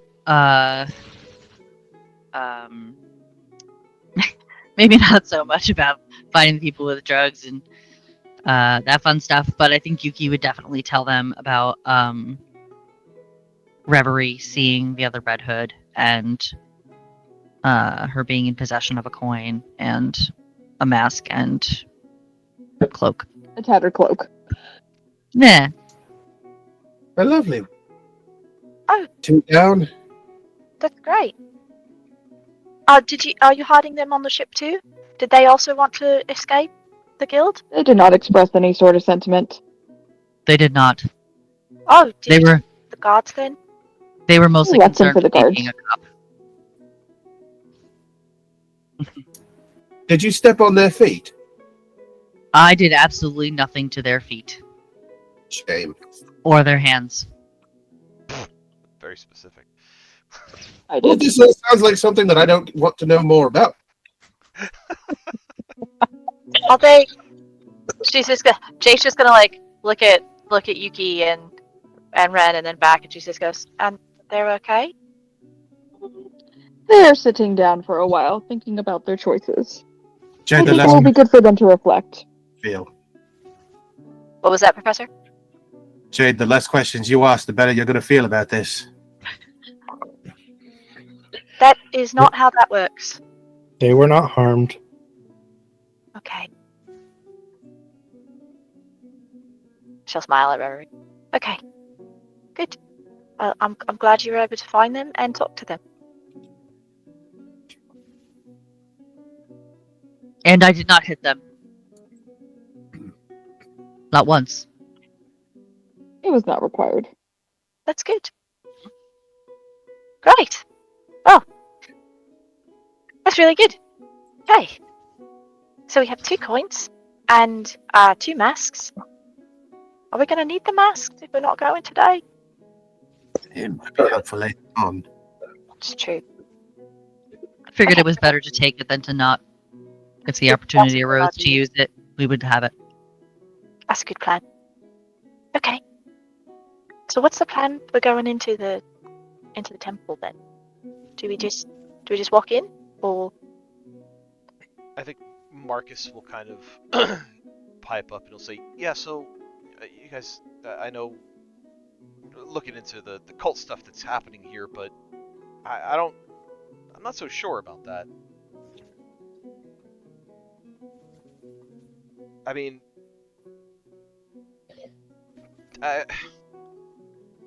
if they're getting together in the crypt, I mean then that kind of implements my family, and I'm not willing to entertain such a nasty rumor." well, isn't it not just your family's tomb though? Right? Yeah. I mean, well, so you can go down to the regular crypts. That's where a lot of that's where there are other people who are laid to rest, and then there's the door to the private family crypt that us Goldwaters, the Belmontes, and the Doros all share. Well, one of them could be doing something down there, or it could just be. It could be a lie. Except that apparently some people calling themselves the Cult of Moloch have been ordering lots of poison, so either it's not a cult, or not that cult, and they're pretending because they're doing something else, or it is that cult, and they're still doing something, and maybe they're using your family's tomb as a good place to hide. That's impossible. You can't get in without our blood. And let's But not make sure just that we yours, are right? wrong. One of the other families could be doing something. I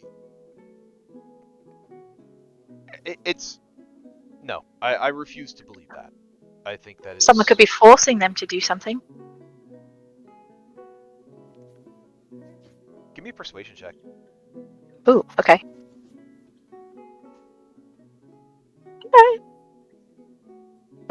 Persuasion. You're giving him enough pause that he has to think. 14. 16. 16. What you gonna do, Marcus? What you got? Not much. Narcus. What you gonna do, Marcus? See, kind of. Marcus chose a bad time. You can't claim to not believe something with this group. We are fantastic at providing dozens upon dozens of speculative answers to any question. Is our superpower. So Marcus kind of sighs. He's a little exasperated. He says, "Fine, I will take you down to the general crypt, and we'll see what we can see from there." Right. If no one shows up, then it's okay, and nothing happened. And if someone does show up, we can find out what they're doing. And maybe Seems help reasonable. someone who's being made to do something they don't want to do.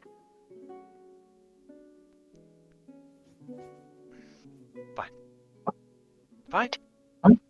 I should just gently pat Marcus on. Good. Okay.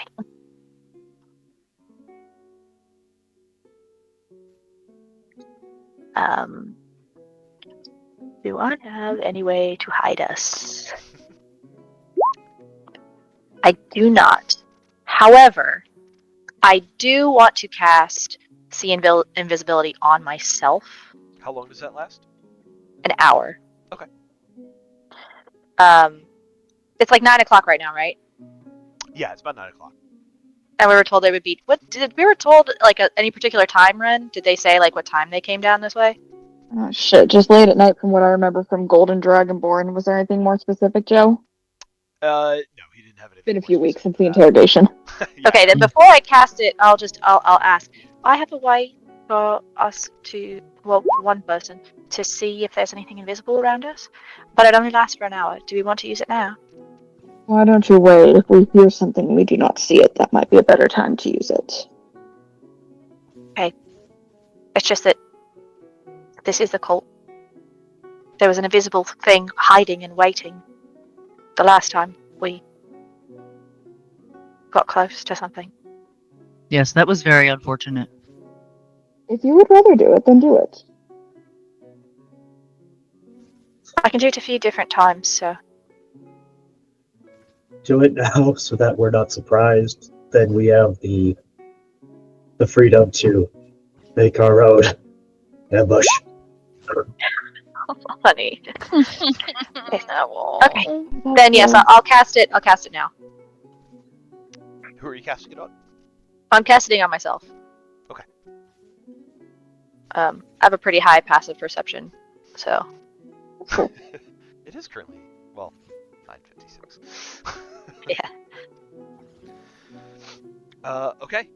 So you cast See Invisibility. Anything Yes. else that anyone is looking to do before you enter the temple? Nope. I don't think so.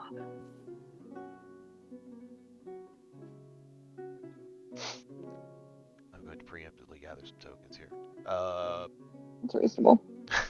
So 1, 2, 3. I need there. Ah. I'm gonna need to move these over here. Jada would move you too.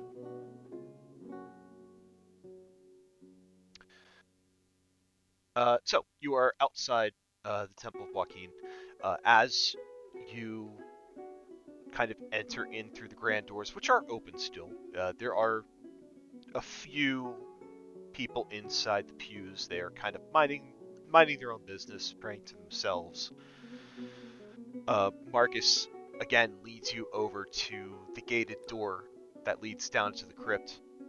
He turns to Brutus and he says, "Why don't you stay up here and kind of watch to make sure that nobody unsavory follows us down?"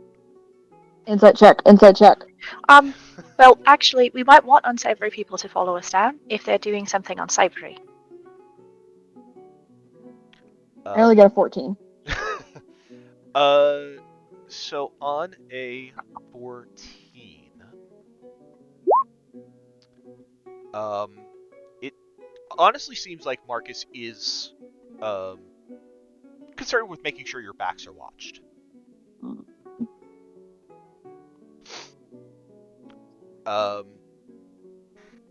I'm sorry, Jade, what did you say? Oh, Jay just says we might want to know if we might want to let the unsavory people come down because then they'll know who it is that's doing the unsavory things. Marcus looks at you, Jade, and he says, "So you want him to let them down and then maybe follow them?" Yeah, follow after behind them. That way they can't escape. Marcus looks to Brutus. Brutus gives a curt nod. Marcus looks back to you and says, "Yeah, okay."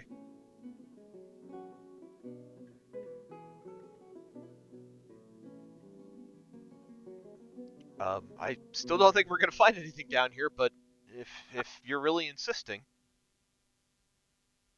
Well, if we don't find anything, then that means that something else is going on, and we need to find out why that person of the temple is lying.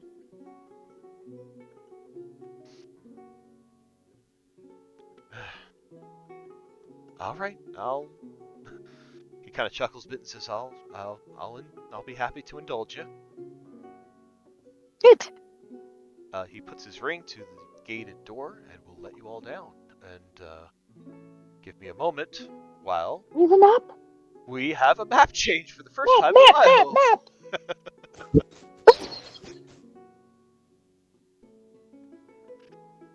Give me a few minutes to get this set up. Man, I have so much energy when I don't have to work before I come play D&D. As you guys are heading down, actually, Why don't you give me a marching order?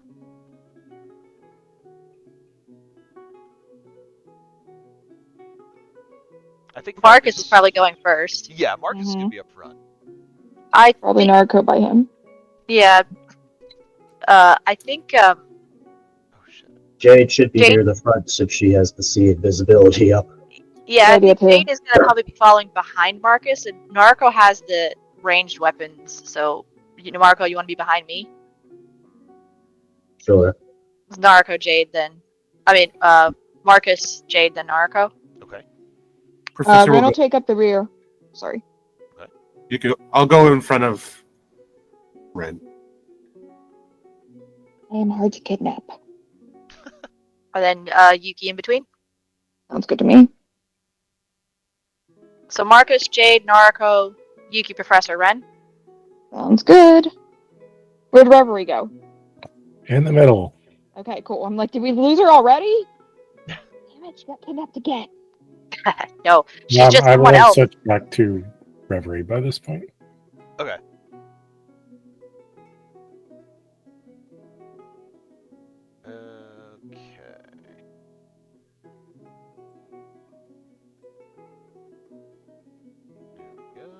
There we go. And then what about pets and familiars? Char's in his bag of safety. Jeffrey is free roaming next to me. All right.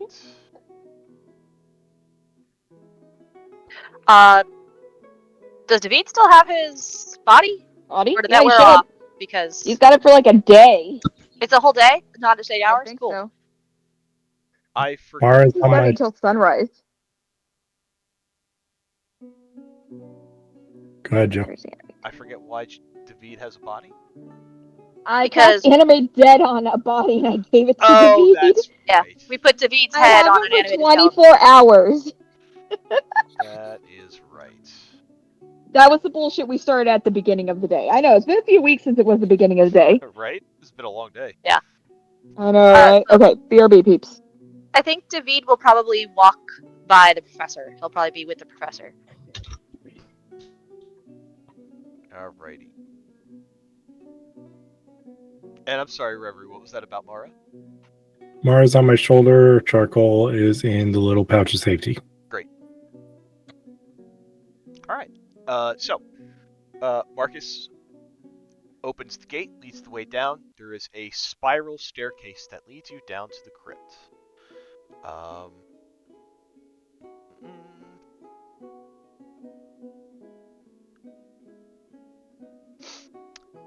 Before I change the map, a little description.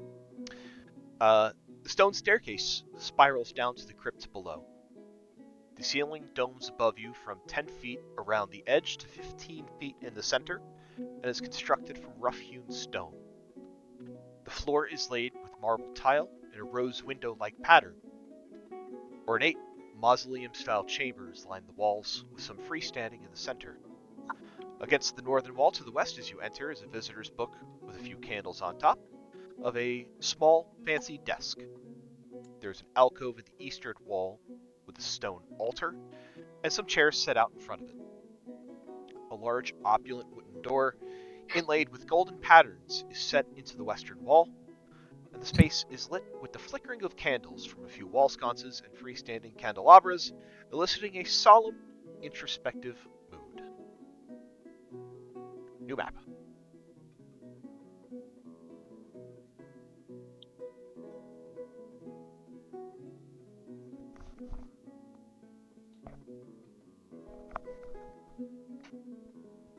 It looks exactly as I remember. Does everybody have vision? Everybody see? Yeah. Yes. Yes. Yeah. Good. Excellent. Marcus will take a few steps in. And he looks around and he turns back to you guys and says, "There's nobody here." Okay. Jade's gonna step in and peer around. Just, do I see anything invisible or on the ethereal plane? No, there's nothing here invisible or on the ethereal plane. Okay, great. I don't see anything either. Oh, that'll make this easy.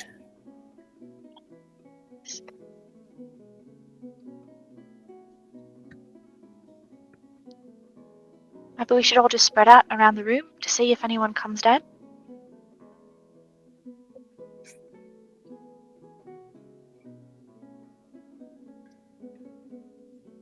Marcus looks at you, Jade, and he says, where do you want me to stay? Maybe you can stay with Noriko? Well, I can do that. Well, I hope so. You're getting married soon. Shame if you didn't want to spend time with her. I want to spend time with her. Let's Marcus, just go over there. Marcus, Now fear. I think Marcus kind of does a double take at that. It kind of shakes it off and looks back at Nariko and just kind of will follow with her. Is this like these are like actual like crypts, right? Like we can crouch, like we could just like kind of crouch like behind one because it's kind of tall and big. Yeah, so like Okay. like you'll see that there are these that are against the walls here. These are all like different, kind of like mausoleum style kind of crypts. So like these in here, they would like if you were to kind of sit in between here, that would like block your vision from the front door. Cool. All right, great. That's what I want to see. So Jade wants to go behind these ones here and just kind of like back to the wall and just kind of like crouch down enough so that she's not like peeking over the top, and just kind of keep an eye on the room and the door, the two doors that are here. Okay. We're gonna do this whole thing, and Joe just goes, and nothing happens. And Marcus doesn't like so dance, and we're just like, fuck. That would be annoying. What's everybody else looking to do? Sure, I'll try to creep and hide behind a crypt with my giant horns. That sounds great. I love this fucking plan.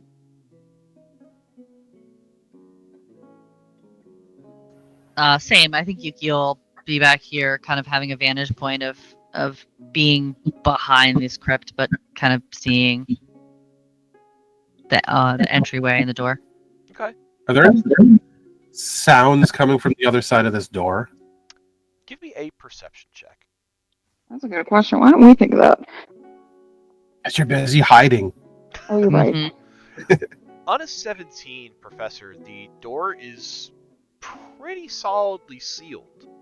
However, as you are looking upon it, you see that there has been freshly drawn blood on each of the 3 pinpricks below the family seals. Oh, what? Well, I say, there's some freshly drawn blood on each of the pinpricks here. That would Does that mean we're too late?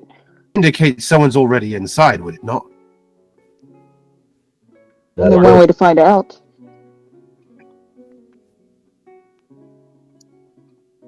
See, Marcus kind of Right, frowns. Narcus. And he looks at the professor and he says, well, I mean, that doesn't mean anything. It just means that some of my family and some of the other family members came down here.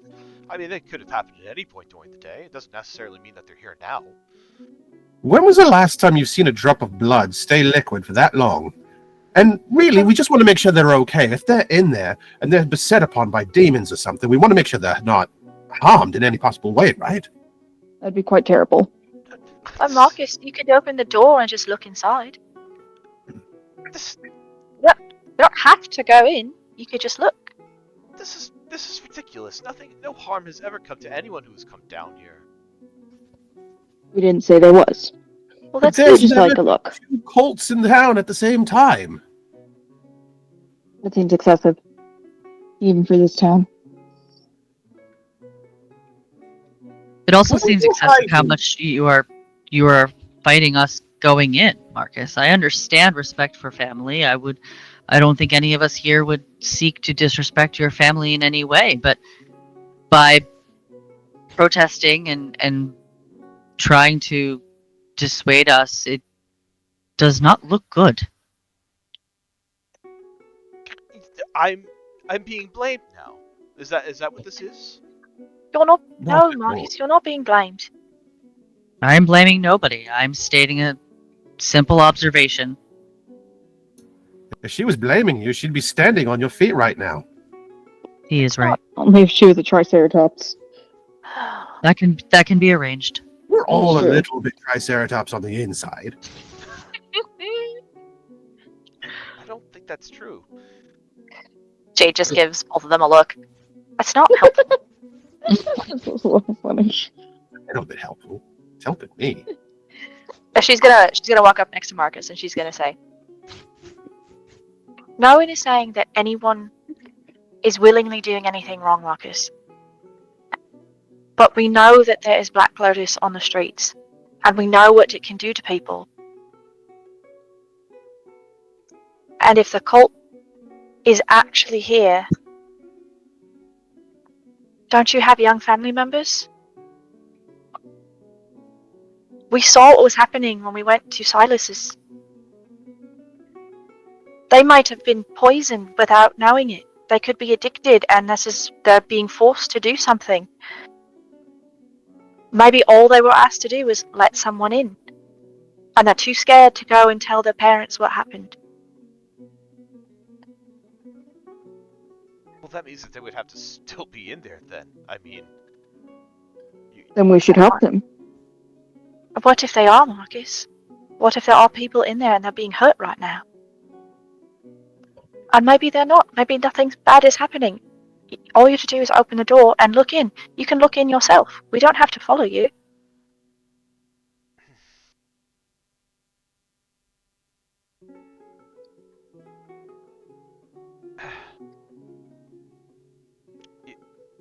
You have to understand. By me doing this, I am lending legitimacy to the fact that my family can be manipulated in some way, shape, or form, and that I refuse to believe that. The only people down here, Marcus, are your friends. And your fiancé.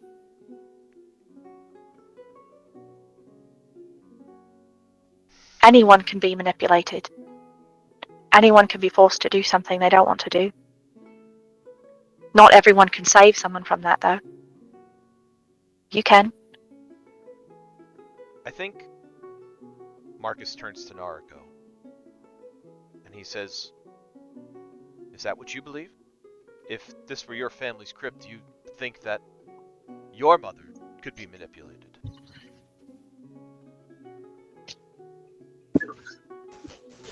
Excuse me. Don't make Neville die! I'm sorry. Okay. We can type it out if we have to. My mother is an amazing person. She is brilliant, competent, confident, and she's the sort of person I aspire to be one day. But she also taught me that I can't just accept anything at face value. Not even her. Because if I never questioned her or never thought, what could I do better, then I wouldn't be an heir. I would just be a replacement. And she doesn't want that. So, yeah. There's probably someone or something who could fool my mother. It's something I thought about a lot when I first heard about us getting engaged. That maybe the Goldwaters had tricked her into some sort of deal, or that she was being blackmailed. She would never send away her only daughter to marry some man she'd never heard of. But I trusted her enough that I would take what she offered. I would see it with my own eyes. And she told me that when the time come, I could make my own decision. Because it's my life, not hers, not the von Gertzner's. So, if this was our tomb, and someone was in there using it to do who knows what, to hurt who knows how many people. If my mother was in there, tied up, a gun to her head, her blood being used to make this happen, I'd want to be there to save her.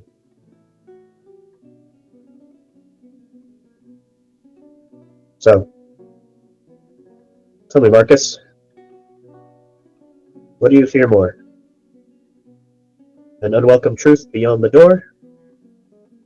Or the sort of man you'll be if you leave here and never find out?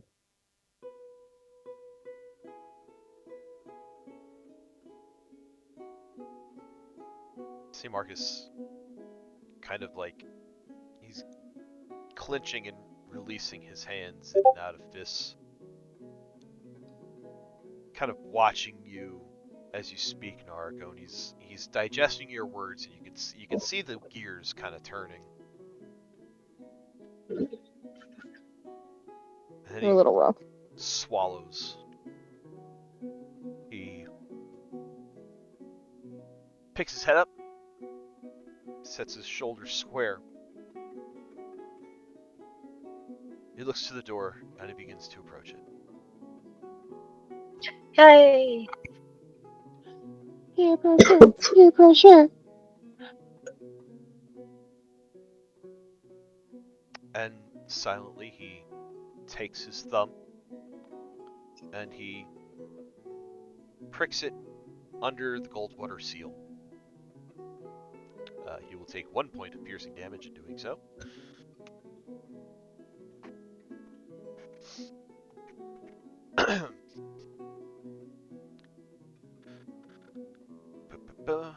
There is a soft click as the door unlocks and silently swings outward into an antechamber. A lush carpet runs down the center and under a set of closed iron gates. The gates are slatted so that you need to look through at an angle to see the chamber beyond. Angled against the gate are a pair of plush armchairs. More candelabras light this chamber, as your senses detect that this area holds a bit more humidity than the main crypt. The 10-foot ceiling in this chamber is made from the same stone as the main crypt, but has begun to crack in some places where vines and roots have started to grow through. The door opens so silently that you could barely even hear it open. Enough so that you can hear some voices echoing from the private crypt beyond.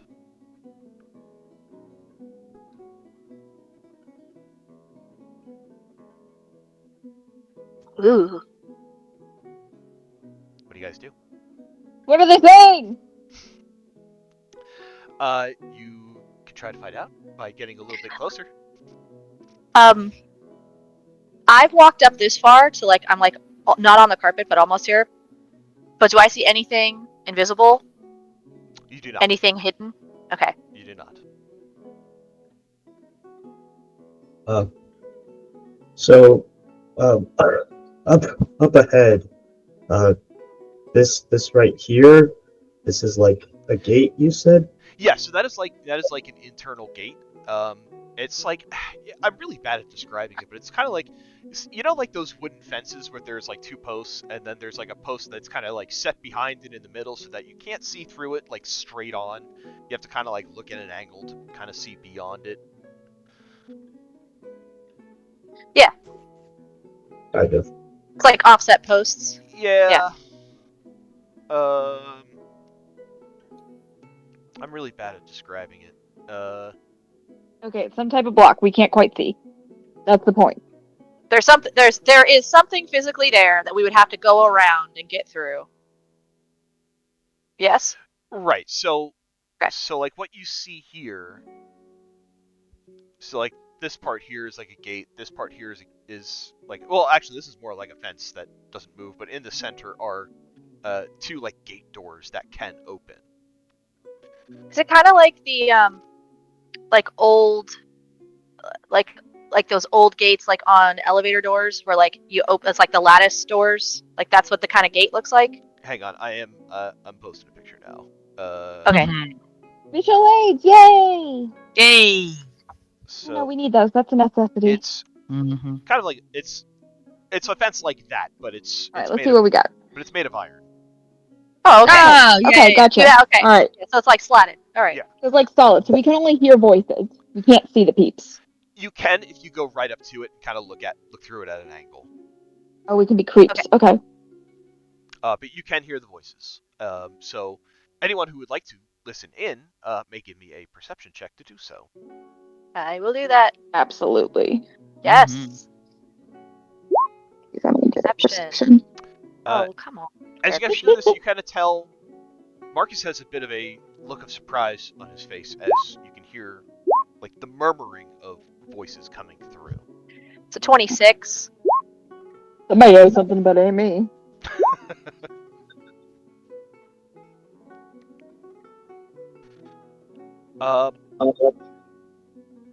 I would say anyone with a 10 or above can hear this discussion that seems to be ongoing in the crypt beyond. Marcus looks kind of frozen in place as he looks towards the gates. And what you hear as the doors open, several voices going back and forth. They say, "The wedding will go on as planned, and it's shaping up to be a lovely ceremony. The future of our city and the legacy of economic dominance will be assured and will expand."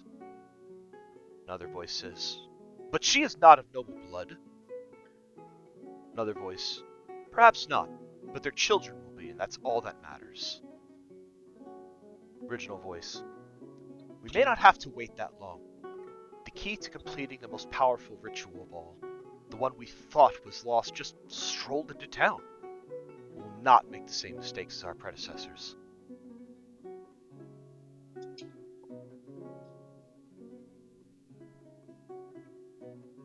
Do these voices sound familiar? Give me...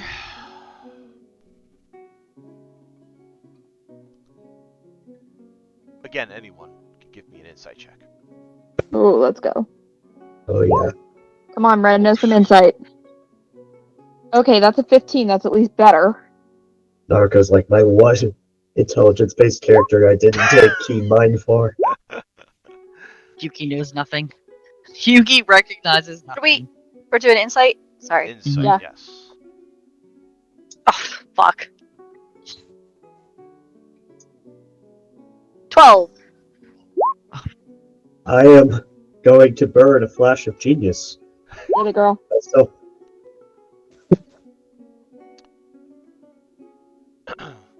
So,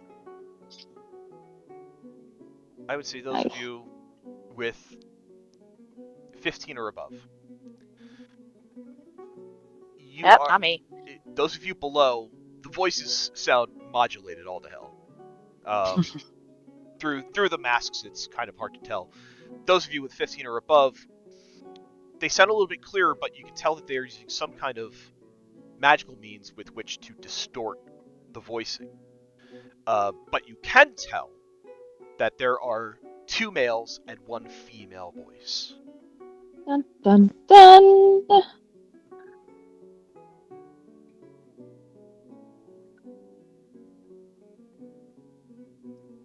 you know, the worst part is, since Mama and Papa Goldwater have to be out at the parties, it's probably the cool uncle who's in here. Oh, it's absolutely him. Mhm.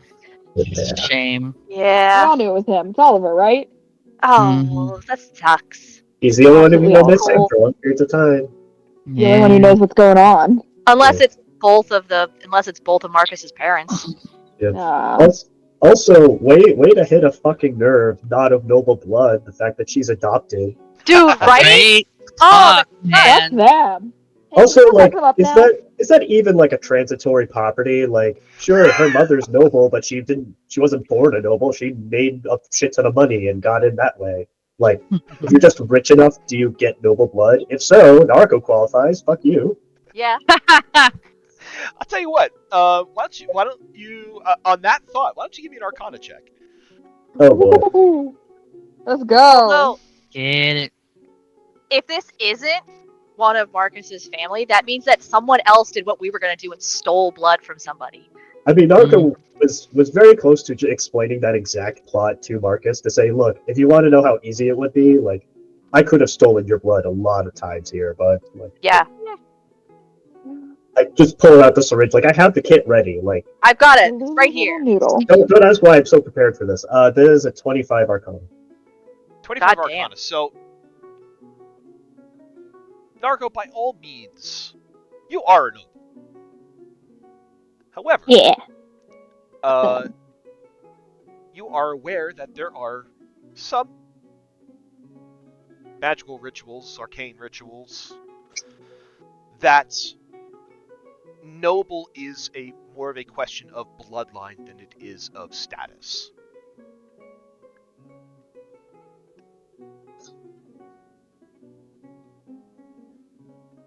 So you think that in the terms of them saying she is not of noble blood, if they were talking about you, Oh yeah, geez, yeah. I wonder whose wedding they could be considering. I mean, Right? you know, if they, that for the purposes of whatever they're trying to do, you are not considered noble blood. Well, they don't know. Listen I here, mean, you if little it's shits. purely related to bloodline, like my family could have been nobles from abroad who just fell in hard times. It's They don't true. know. You could be related to. You could be the long lost princess of someplace. Mm-hmm. Actually, if it's bloodline Bitches. related, like the more generations you go from whatever the origin point is, the greater chance you have that just some random person qualifies. Well, sure. Like- Greater possibility. They're just fucking snobs. Yeah, that's I fun. mean, they're wearing golden masks in a crypt, In a place that worshiping- no one else could even see them. and they're enacting blood sacrifice rituals to demons for the sake of economic domination. I Right. mean, these guys cannot get any more Illuminati if they tried. Right? True. Well, Haven't built a pyramid yet. they at least don't want to sacrifice you because they want you to have babies. So Who do they want to sacrifice since someone just came into town? Hi, Reverie! Reverie. Reverie. Oh Reverie. God, it's Reverie. It's always Reverie. Wait. Fuck. I mean, wait, no. If Moloch is here, Jade is also an option. They, That's Maybe. true. they could Yeah, but that's sacrifice gonna one of piss his Moloch favorite off. daughters and cause him emotional anguish, and then he lashes out in big, scary demon form. True. I mean, it's possible, but Jade's already dead, so like, they can't get whatever sacrifice they need Yeah. from her. I wouldn't That's it think. there, fuckers! She's also not noble. Or they could sacrifice Yuki. Yuki is apparently the Xiao Mao in some dimensions. Maybe that's Oh. But Yuki Nah. also, it could be Yuki because she just like fucking appeared on a mountaintop. She could be like noble by the sake that she's like some sort of celestial whatever. yeah. Yuki could be the Star Child for all we know. I mean, Could be. we don't know Yuki's family. She did just appear under Or- a tree. I mean, it could also be Professor. I'm just Could glad be it's not Professor. me. Could be Professor. Professor's from like, So he's a lot of things, but noble he's not. well, No. we don't know. They don't. Again, they don't know that. They don't I know like- shit, apparently. I like the idea of these guys like enacting their evil scheme, and then we're just in the peanut gallery being like, I don't think you've thought this through. Like, Although they could, like the second person just mentioned, well, she's not nobility, meaning like maybe they don't think Narco's good enough to marry into this whatever economic thing they want. Because the other person Oh. said it doesn't matter, her children will be. Yeah. So- I think it's very clear Naruko is settling, if anything, with this arrangement. we know that. We all know that. I think the city is starting to has realized that by this point. How I many think so times has too. They're like, Naruko oh, just like wait, gotten him? an ovation by the crowds here? Yeah. I think I know what's up. We My don't. brand is strong. Oh fuck! What? What big magical object had just waltzed into town in the professor's pocket? Marble. Fucking marble. They might not Wow. be sacrificing anyone. They might just be looking to get their hands on that thing. Oh. I mean, they I don't can know if if they they're We aware know, enough of we shit. know, we know that the Void people want it, and they just said what just waltzed into town. Oh my god, guys. I know what it is. What is What it? is it? They need a fucking Triceratops. Yeah! That That's it. You know what? I think we should give it to them because you can take down that gate in like a second. Let's go. Yeah. Let's fucking go. So, Let's fucking this choice go. is really goofy. So, Sorry. I love how this was triggered by just 4 lines of dialogue. right? Yeah. Yep. We're watch us all be like way off, and they're just like, they're just all the Illuminati shit. They're just like, yes, we offered a So- huge dowry, and now our plans are coming to fruition. The So- stars shall align. Narco, because Marcus is probably like standing there gawking. Narco's just going to gently like pull him out of the doorway, and sort of say, "Well, looks like we have found our scheming cultists. Are you prepared?" I can't. He keeps his voice low and he says, I can't believe this. This can't be happening. Ren's gonna poke him really hard. You seem to be awake.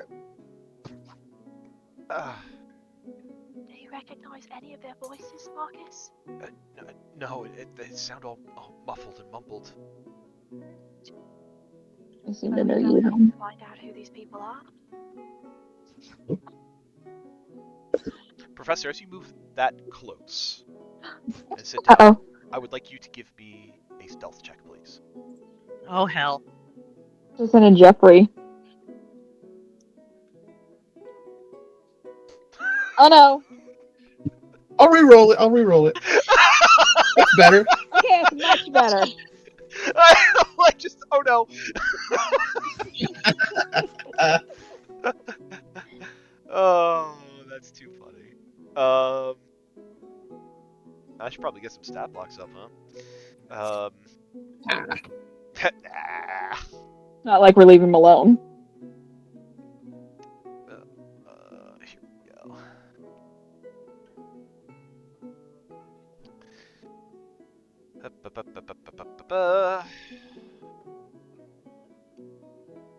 Okay. Your movement so far seems to be unnoticed. They have not reacted in any way other than they continue to speak to each other. Getting this close, Anything Professor, now? are you kind of peeking through the slats to kind of see what's beyond? Yeah, why not? Okay. So that will give you a little bit of description of the private crypt. This crypt has more ornate mausoleum chambers against the walls, which are more spread out than in the main crypt, each decorated with freshly cut flowers, and with standing empty suits of armor between them. The carpet runs into the center of this crypt, where a marble table stands. Around this table are 3 figures wearing carnival masks and long red and gold robes, both of which fully obscure their features. Positioned around this table to the northwest-south are single coffins, more decorated than the rest. At the heads of these coffins are statues built into shallow alcoves in the wall. Human to the north and south, and elf to the west. The feeling and smell of humidity extends into this chamber, where more roots and vines peek through cracks in the ceiling, and there is the presence of even some small stalactites, giving the impression that this part of the crypt is quite older.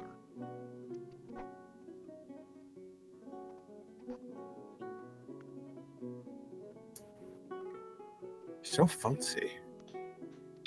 Yeah, DM, just curious. I mean, not that I have any ideas behind this or anything. But like, are any of the coffins like see-through or anything? Like, like Snow White glass coffin type thing going on? No glass coffins. No glass coffins. They're all solid stone. I can't see any of these corpses. No, you cannot. Come on, it'd be fun. I'm sure it would be.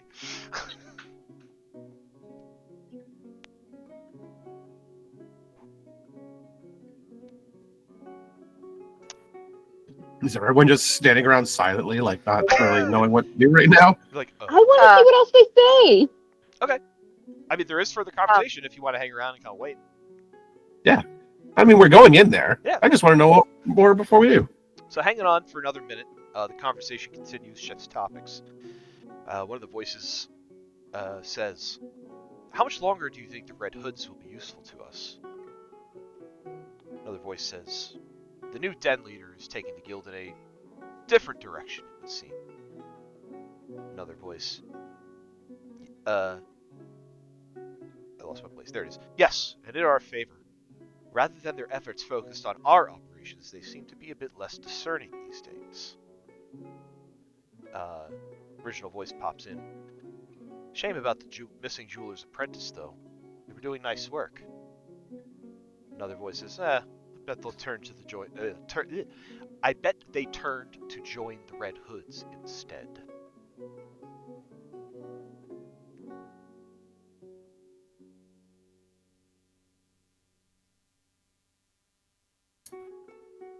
Professor just gestures with his head and just like shrugs, like, "Huh? Going in now?" I don't know, Joe never gets to monologue. I'm kind of enjoying letting him have that. I wasn't Oh, no. expecting to monologue this long. Jade, I please. know. Sorry, I didn't mean to drag myself in. I was clicking and then my token shifted. Oh, all right. So Jade's gonna say, "I think we have to go and see them." Come on, Marcus. And she will step inside. Yes. She's gonna Narco go to will the other side of the chair. The other chair there. Jade, I will not turn take a towards sense. Marcus and I will need a stealth check. Okay. Mhm. I'm great at these. I have disadvantage. It's- That's why I'm staying the fuck out here. I ain't going anywhere near there. We're gonna have to Got go in four hoods. eventually. I'm loud. 7. I'm gonna cover the exits, thank you. I'm doing my job. I mean, you don't have to do anything. This is awesome. Marcus looks at Narco and you see he straightens out his coat a bit and he says, "I'm going to march right in there and I'm going to demand that they explain themselves right now." This is serious. Narco racks her gun, gets Arby on the other side. That was literally exactly what she was going to suggest to him, so she just nods. It's like, right behind you. As That he is says the that, plan. Jade clanks into the seat. All three heads look to the gate, and you hear one of them say, "What was that?"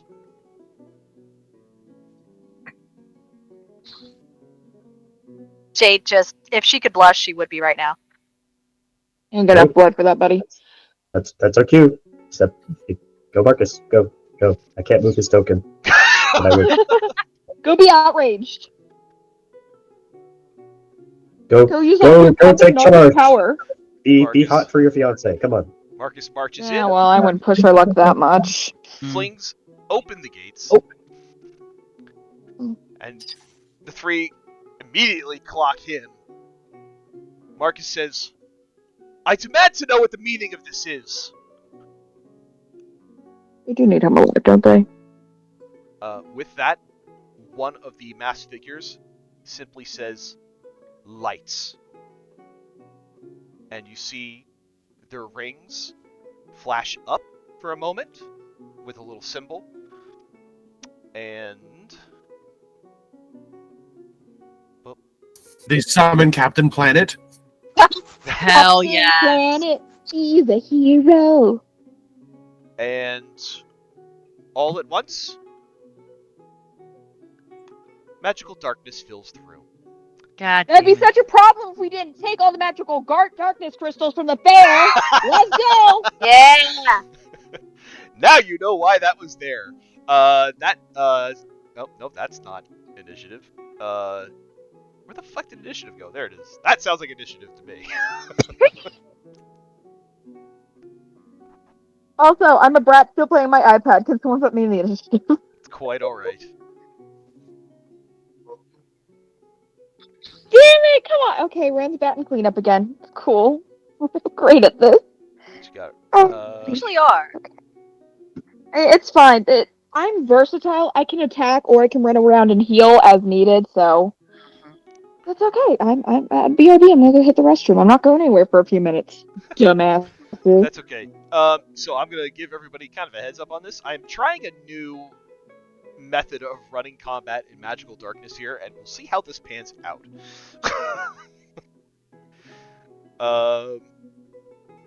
So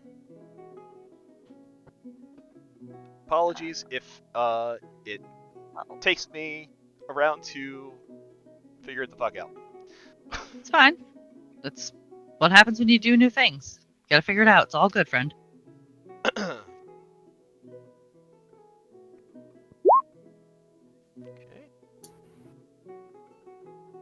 Did anyone calculate how big this room was before the lights went down? Like, roughly about the size of a fireball. Oh shit. Roughly about the size of a fireball. Yeah, roughly.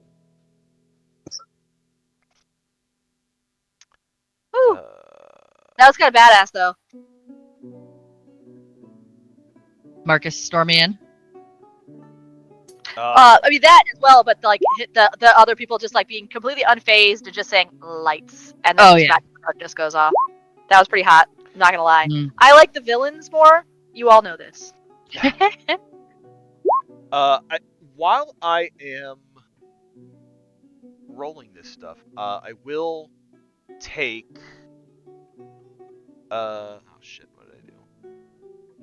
I will take perception checks. If you can kind of try to clock what was on their rings. Yes. Oh, nat 20 for Yuki. That brings it to a 26. 17 for Jade. Put it in the chat, otherwise I'm going to forget while I'm still nat rolling. 20, let's go. Active perception check. Still rolling initiatives? Let's go. Is that what I said? Oh, fuck. Oh, no. There's all the... Oh, There were only 3, Joe. There were. All those armors were going off, aren't they? Yeah. Oh, as soon as you said armor, I was I like, thought about nope. the armor, and then I was like, oh, but we're not in there yet. And then I was like, oh, they'll come after later. But nope, it's happening now. Oh, yeah. As soon as you said armor, I was like, yep, we're gonna have to fight them. The armor or the statues? So I got a 16, yes. I got a 26, I got a 17, I got an 18. Yeah, you guys all see it. You guys all catch a glimpse of the glowing symbol on their rings before the lights go out. Where the shit is it? In your butt. Gross. That doesn't sound healthy. I got back in time for shit. Is it? What? It's good timing. I noticed. Where are you? There it is.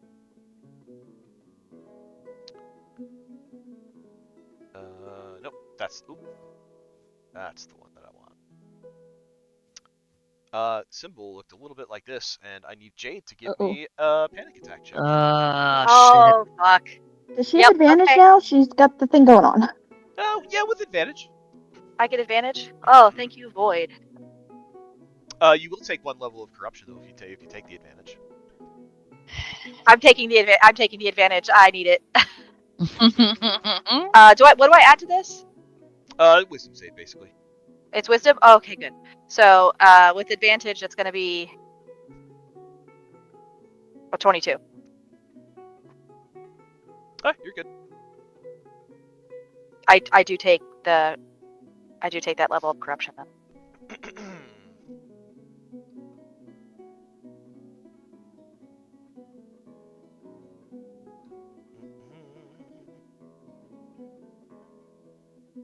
I think for flavor's sake, just because we're here, Jade sees that symbol and just freezes up before the lights go down. But as she freezes, there's some like strange, just flicker around her, something dark and sparkling with purple.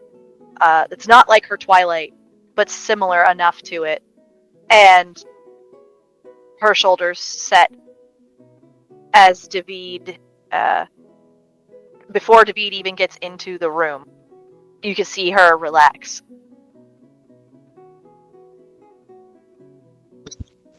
Oh, I gotta roll an initiative for Marcus. Come on, Nargis, get in the fight. Right? Yeah, Marcus. Come be useful. David can't really do anything because he's not like a thing, so he's just gonna Get with stand it. there by the door. I mean, Get with he it. technically can. He's animated with my animate dead spell, so he should have attacks and stuff. But you do whatever you want with him. Yeah. I think David is going to be there for. Moral support. He's gonna be there for support if needed, if someone goes down. Professor Whoa, can't what was that? wait to start that fireball. Can't fucking wait. Oh, God. Where Here we go. are- Did I not roll for those guys? What the fuck? Maybe. Oh, I did. They don't get a turn. They just suck. Yeah. Oh, they Yep. gotta get. No turn for them. What the fuck? I knew I missed something. They can die. That's what they're gonna do. Mm-hmm. I like that for them. They earned it. I kind of hate that for them, honestly. Wait, what happened? Wait, what happened? They don't get a Susan, turn. They're just gonna I die. didn't- Nothing That's of her play. consequence. Listen, I like natural consequences. They fucked around. They're about to find out. Oh, we're the big bad scary guys. We're gonna rule the city. Yeah, you're gonna use magical darkness. So you didn't know the carnival down the street was giving out tokens for that. Okay, fine. No, they don't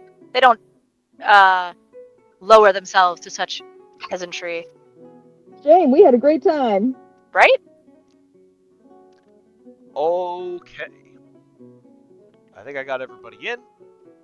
So, Jenna didn't say that's what she said. I was literally waiting for it. I was writing at the time. Thank you for getting it for me, which is There you also go. Happy to help. Which is also what she said. Well done, guys. with that, initiative Yes. begins. Darkness has fallen over the family crypt here. Professor, you are first to go. Okay. And did I catch that we have something that lets us see in magical darkness? So, some of you have orbs that I forget what the hell I named them. Some of you have orbs that will give off dim light within a 10-foot radius around yourself that does work through magical darkness. However, I think it was like an action, like a bonus action to activate it. With it. I don't think I have one of those. No, I don't have one either. Floating- Yuki didn't, The Yuki floating didn't light win. rings. Yeah, the pendant. Jade. Oh, is it only Jade and Reverie who have those? Mhm. Ren has one. I know Or my Yuki new does. horn decorations. Doesn't Yuki also have blind sight out to a certain range? Yes, he does. It can be activated or deactivated with a command word. So yes, it takes an action to cast it. They're worth it. Reverie, what's your dex score? Oh, hold on. 14. No, I don't see anything that says blind sight for me. I thought somebody had blind sight for some reason. Ain't no more like here. Hang on, let me check mine and make sure it's not me. Do Sturges have blind sight? I don't think they do. I don't believe so. No, different vision. Shame. Okay, well, I can't see in there. And Professor turns, he's like, it would be a very bad move on our part if we murder 3 prominent nobles from this city. Don't kill them. Oh. Sad red noises. Yuki will nod. Right. And then I will kind of just stare at the darkness that I can't see. I'm not going to cast Fireball in there because I don't want to set this entire place on fire or our nobles. But I Fuck, what can I do? Not a lot. You know, I'm just gonna walk in. Come on, Jeffrey.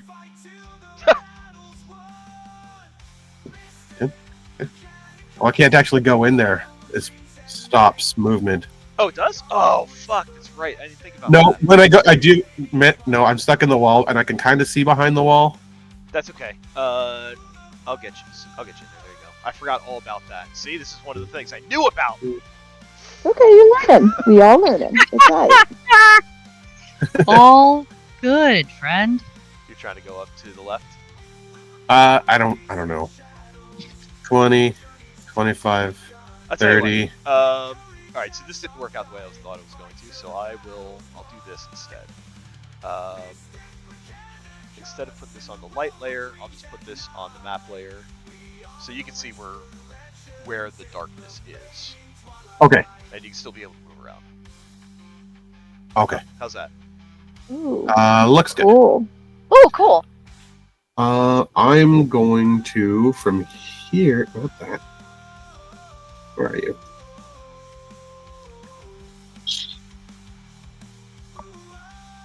Uh, 10 feet. I'm gonna cast Void Rift because it's an AoE spell. So if there's anyone within 10 feet of me, they'll need a DC 15 Charisma save.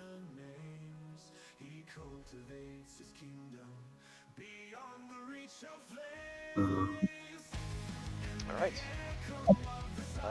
Charisma saving throw.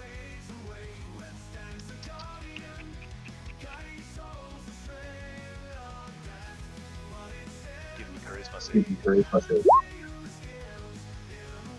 And you know what? I'm going to use the void magic part. That I'm going to try and impose disadvantage on that. So what's the language on that? Is it? Oh, I probably didn't think ahead to say one thing that you can see. Your familiarity with this gives you advantage against those who have no knowledge of it. So if they have no void power or knowledge, then Welcome. Understood. Fuck 'em. Fuck 'em. Fuck. This one. and if they fail, they take 1 level of exhaustion. Okay. Lovely. Hot.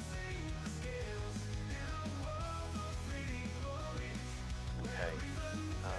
So I got 1 failure. So it's gonna be 2 points of cold damage. And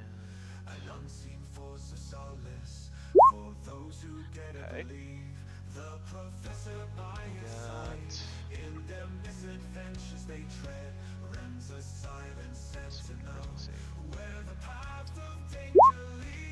Okay. Give me an insight check, Professor. Okay. That ain't it. Oh, I probably need to. Do I have anybody's health bars turned on? Probably not. No. Well, at least not while they're on that layer. Right. Right. Well, okay. Can Jeffrey give me the help action for that insight? Sure. That's better. Yeah, Jeffrey. Much better. On its 20, Good job, bud. as you use this void spell, Professor, the void kind of resonates back at you that there were 3 creatures within your range for that spell. Oh shit. Anything else for you, Professor? Nope, that's it. Alright. Professor, you hear shuffling in the darkness as one of the figures within that darkness begins to move.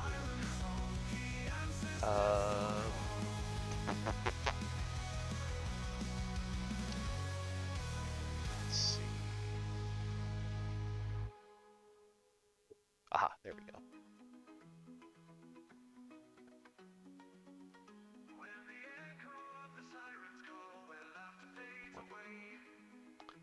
There's some movement. And then you begin to hear the sound of stone scraping on stone. Oh, Oh, fuck. those fuckers. That sounds like the distinct sound of regret.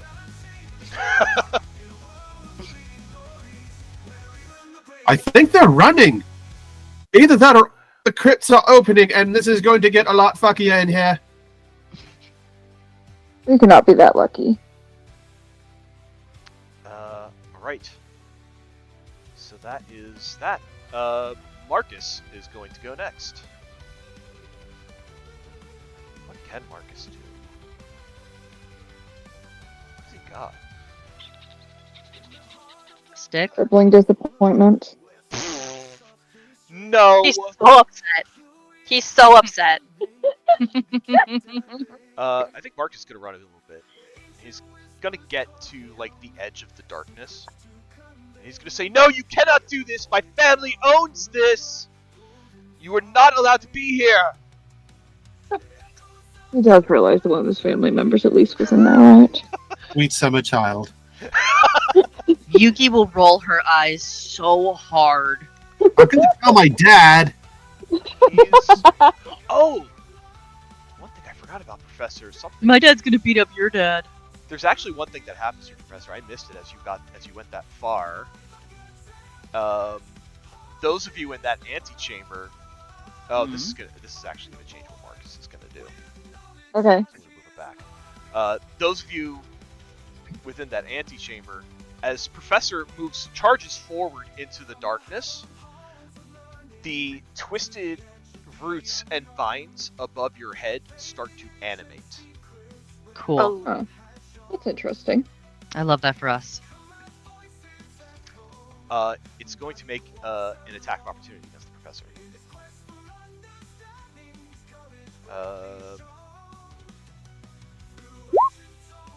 Professor does an 18 hit your armor class. It does not. Ooh, good job. Then it misses. So now Marcus, now seeing this thing come to life, still calls out what he calls out, but he sees this I got my dad. this Dad, you my dad. Sees this writhing mass of vines above his head, and he's gonna say, "Oh no, absolutely not."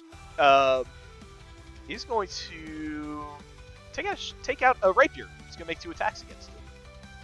Oh, look at that. He might be useful. Let's see. One was useful. Okay. Strikes out with this rapier. You see him. The first slash kind of cuts through one of the vines. It will deal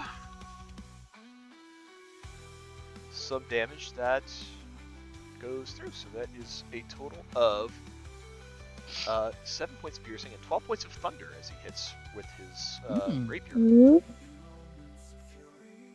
Fancy. That'll bring us to Naruto. Second attack from him missed, by the way. Well, he tried. Naruto will use her bonus action to command Arby. Arby will use his action to activate the little ball of light on his shield. Alright, Yeah, Mommy. so that will give Arby 10 feet of dim light within the magical darkness. And then Arby movement. He has. Let's touch real quick. Boom.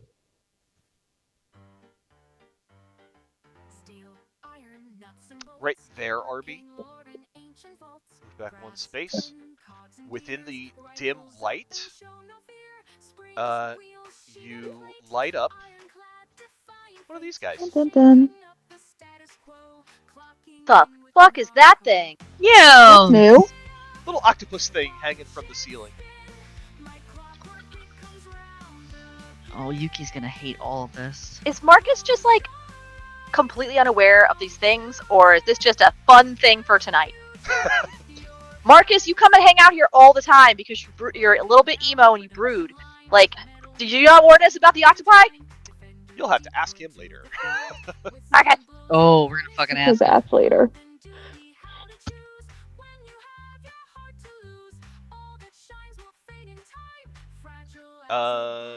More things show up in the light. Another writhing mass of vines in the center of the room.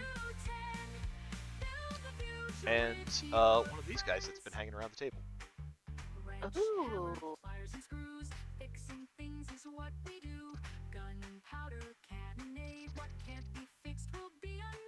Okay, so 1, 2, 3. 1, 2, 3, 4, 6. So the thing is, I think where Arby is, and hold right there, I think where Arby is, he'll be able to see this, but he's passed beyond the threshold of the darkness, so it blocks the vision for you guys still, because the darkness still kind of sweeps in behind him. But Arby will now see this one as well. Nice.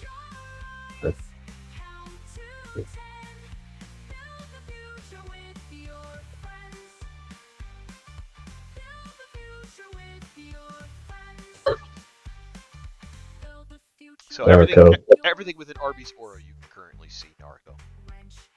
Okay. Alright. Narco takes it in.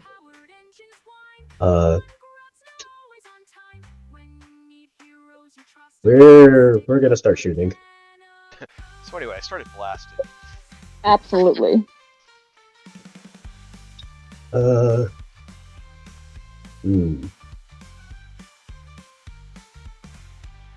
Narco's gonna, just to set up her friends for a little bit better, Narco's going to fire at the Dark Mantle.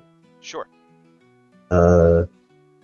We'll use Sharpshooter for the attack.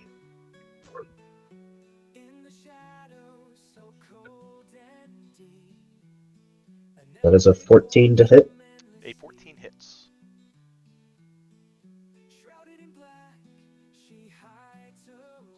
That'll be 28 points of damage. Nice. Hell yeah. Fuck him up. Amazing. Give me a second here. There we go. That's what I wanted. That was 28 points of damage. Okay, the darkness is still up. Fire again. No sharpshooter. Okay, 23 to hit. that hits. 10. That will delete this dark mantle.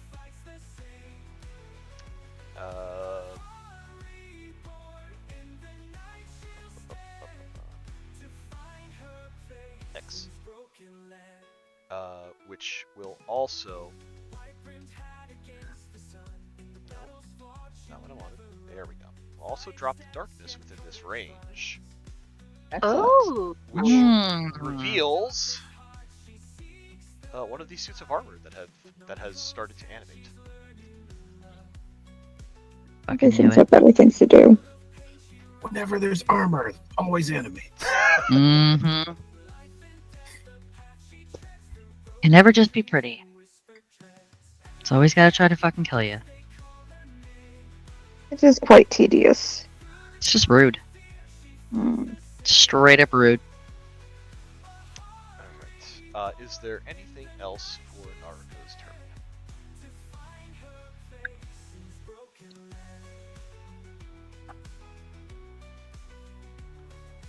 I think that covers it. We are a little past 11 o'clock. Do you guys want to put the pause button here for the evening? I'm good to finish the round if everyone else is. So this way we're like on the start of the next round when we come back. People have to work tomorrow. What do you say? I'm okay with finishing the round. I'm okay with it. I'm worried about Neville. I'm fine. Neville, don't die. All right. Then we will move on. Let's see.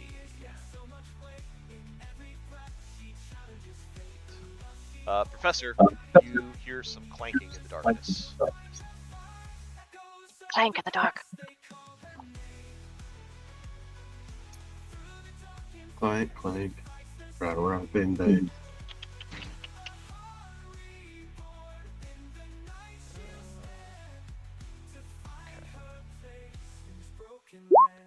Professor's a 24 hit your armor class. Yes. Ooh. You will take 6 points of slashing and 1 point of lightning. Okay. Damn. Which is actually pretty pitiful damage.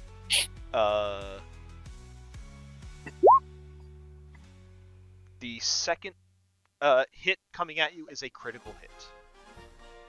Okay.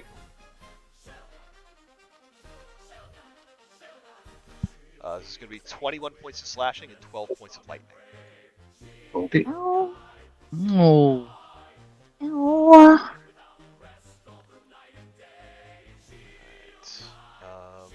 More clanking in the darkness.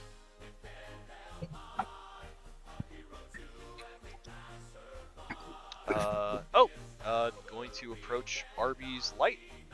So is lit up. Oh, well then. For Arby.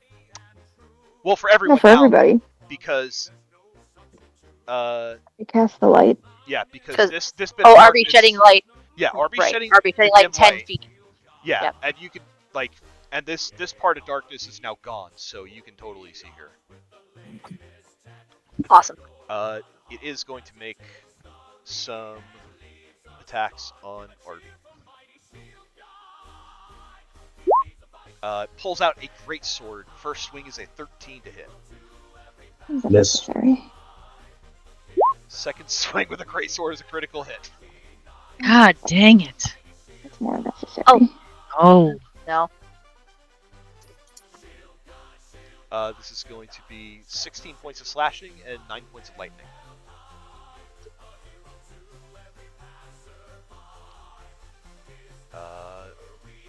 This guy here is going to take. Is going to take a bonus action to disengage. Oh, really? Oh, you whore! 20. Steps out into the light. You see this person, very much like the door that's on the outside of the chamber. You see them prick their finger on this statue. Takes 1 point of piercing. The statue slides to the side No, stupid is it? and opens. Which statue is this one? This is to the north. Right. The statue is not illuminated. Is this the human statue? Oh, sorry. So I'm assuming these are all mirrored to whatever family it is. So which one is that statue? correct. Mm. So the one to the north. The one to the north is human. Because the elves were the there was one family that were elves, Belamontes. the Belamontes. So that one either has to be the Goldwaters or the Oreos. The Oreos. So Oreos. let's definitely call them the Dioreos. now. Oreos. Going to The Oreos. Man, they're gonna be a snack when we get some milk. finish movement and then take the action to dash. Oh, that little shit. Oh no, can't take the action to dash because took the action to open the door. Never mind. Yeah. So that's where they end up. Reverie. Ren, I just want to make sure you're not trying to make friends with that plant. Not today. Go ahead.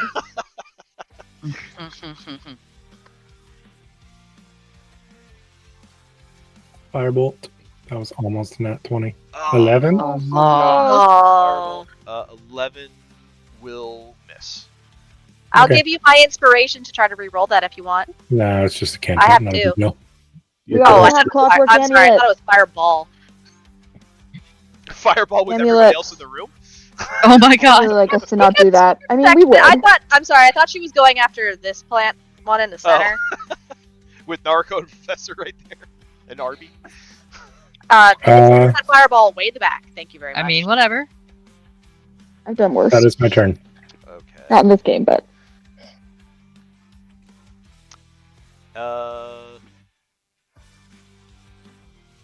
There is more clanking in the darkness. I thank in the darkness.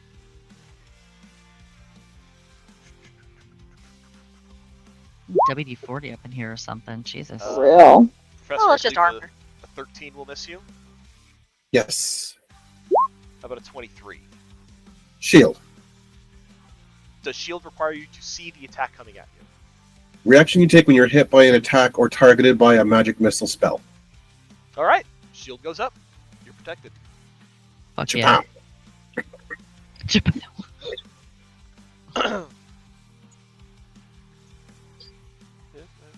Yeah, great. Okay, cool. Jade, you're up. Okay. Jade is going to run through these doors.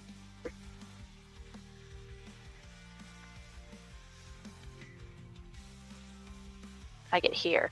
Okay. This is gone, right? What's gone? The statue is. It's out of the way. Correct. Yeah, so you can see the door is open. You see, Great. I should have a door, vision. Yeah, I just want to make sure like the statue wasn't like still like it was just partially open and I'm like on the other side of it, but I can see through. I can see them. You I can can see see them. that person. You can see them. The door is open. Okay.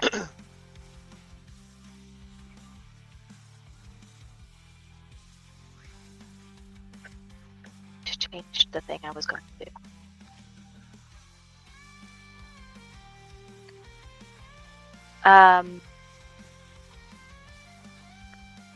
I cannot cast a leveled spell and also my spiritual weapon, right? Spiritual weapon is also a leveled spell, so you would not be able to cast both on the same turn. Okay. That's fine.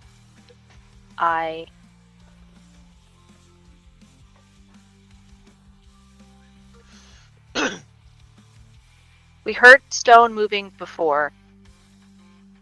We heard stone moving this time when this thing opened. Yes. Someone else probably already ran out. But we didn't hear it 3 times. Correct. Mhm. Okay.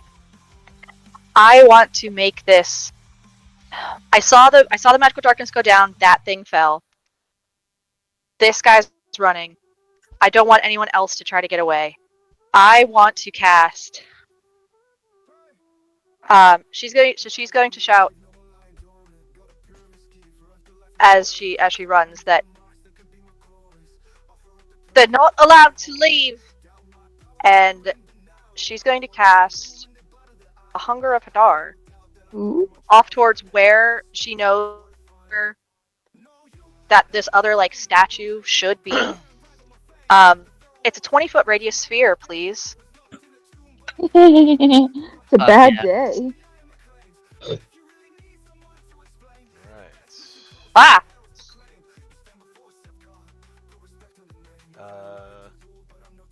That's not quite 20 feet, is it? No, that's only 15 feet. Alright. Then I will do this. There. So that whole black aura then. Oh, I probably didn't set it so you guys can see it, did I? No, I didn't. There you go. So that whole black aura. That whole black aura is going to be your Hunger of Hadar, so let me now make it a drawing, and then I'll just go ahead and give control to everybody in case somebody else wants to pull it out. Alright, Jade, you should be able to place that where you like. Great. You can pull it out anytime you want. There it is. I'm putting it. S- I want to try to get it as So again, this way. I'm going to ask you: does the spell specify, just any point within range, or does it have to be a point? It just says, I did check. It is just a point within range. Okay. So let me triple check again just to make sure. On a point within range and lasting for the duration. Okay. And this is void magic, by the way. Okay. I don't know if it does anything because it says advantage against those who have no knowledge of it. However, this is not something that I need to target. This is an area of effect. They have to make a save. Yep, I understand. So if I can do something to force them to fail, I will. However, So I this don't know is- that does that. So this is something where they take damage at the start of their turns, and then they have to make a save at the end. Start of their turns and a save at the end. Yep. Okay. All right. Make sure you remind me. I will. So let's go ahead and throw that off. They're gonna take. Do you want me to roll any of the things now, or do you want me to wait until someone actually is in it? I'll leave it up to you. Your choice whether you want to Just roll wanted and to keep it know. roll, or if you just want to roll the damage every time. Okay. I'll just roll when someone has to do it. Okay. So that's been cast. That's out there. Do I have anything else I can do on a bonus action right now?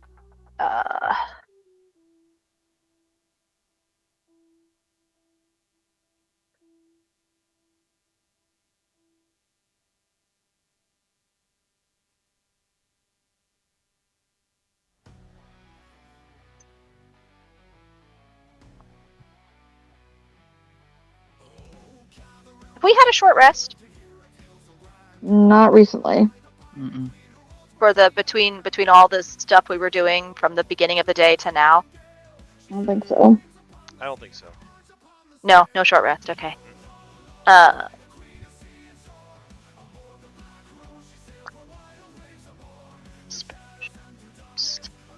Spells.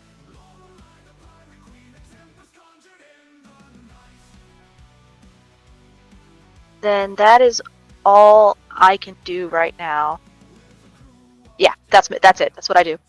All right. One of these guys is going to start their turn in the Hunger of Adar, so please give me the damage roll. Great. It's 2d6.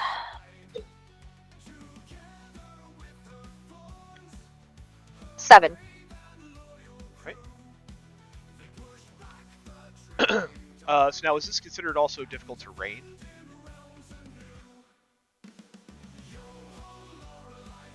The creatures fully within the area are blinded. The cold damage ends its turn. 6 on dexterity saving throw. This is one of the ones that do. I'm checking.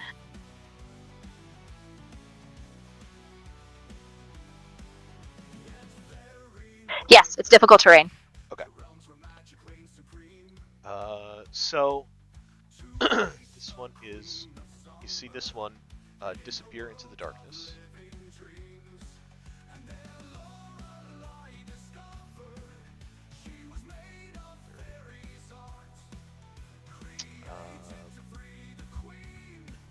Bonus action.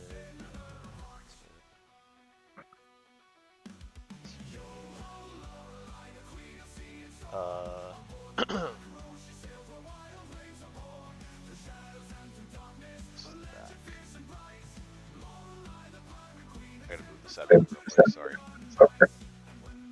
Yeah, that's fine. You hear again the oh, so that's 20. Okay. So again, you hear the click of stone as more stone kind of grating against stone.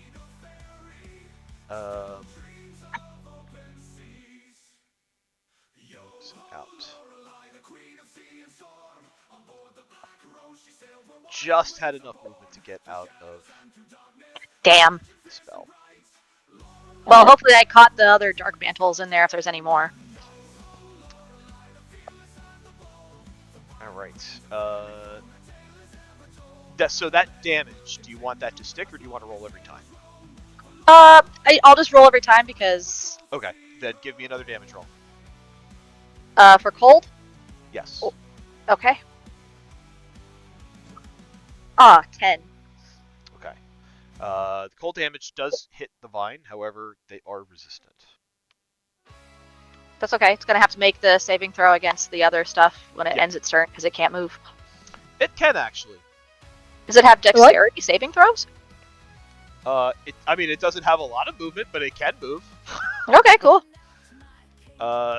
So it will move 5 feet this way, because that's all the movement it's Oh, got. weird shit.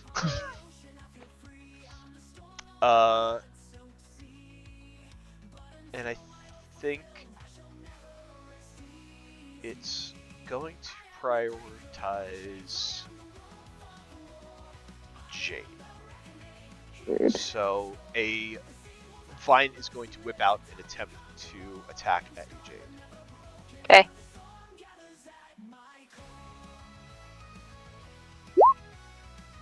Does a 30-20 hit you? Yes, it does. Okay.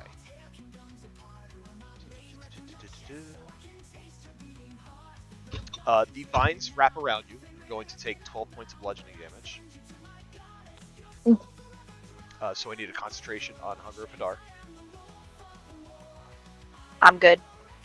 And you are currently grappled. Rude.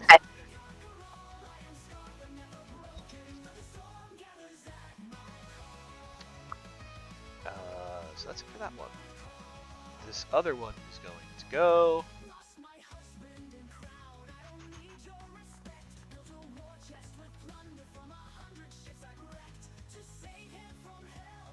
Marcus hit it, so it's going to try to hit Marcus back. We'll miss Marcus. Yuki, you're up.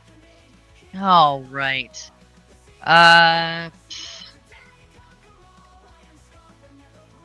Get that motherfucker, Yuki.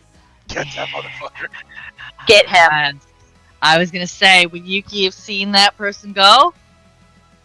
Oh yeah, he's out of the darkness. Yeah, so there's no red ring between you and that northern statue. So if Cool. you can see him, you can see him. Brad.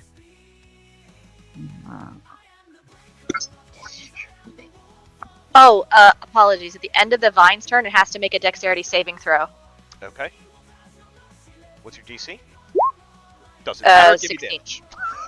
Cool. It's 2d6.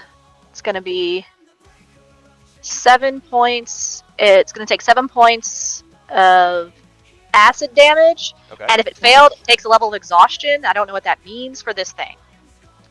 That's fair. We're still using. Oh, I'm sorry. It has to make a Constitution saving throw or take a level of exhaustion. Okay. I don't know what it means for this thing, but We're still using the standard 5e exhaustion rules, so that's basically disadvantage on ability checks. cool. If it fails, it'll take another one. All right, so hearing Marcus this whole time be, no, nobody ever do that, blah, blah. No, then they wouldn't do anything. Yuki's like ready to fucking prove to him that like, yeah, Your we're gonna family get, shit. yeah, we're gonna get some fucking answers. So I just want to do this so that everybody can see, so that we know the fun thing. So Yuki has 55 feet of movement. Okay. Not with anything like added. Natural. Amazing. Go, Yuki. So we're gonna Kick his catch ass, up with Yuki. Yeah, you are. Okay. Stunning So- strike the fuck out of him and throw him right into the We're dark. gonna do that. So we're gonna take the attack of opportunity from the vine. So we're fine with that. Okay. So. Whoop. Oh, that's right. It's gonna Fuck stop armor you. too. It's gonna. So wait. So go square by square so that I can see what path you're going to take. Okay.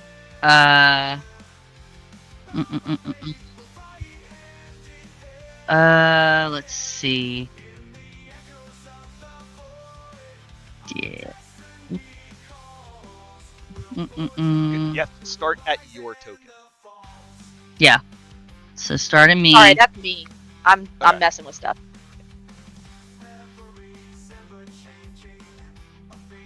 We're gonna go there, and then right next to him for the extra 5 feet.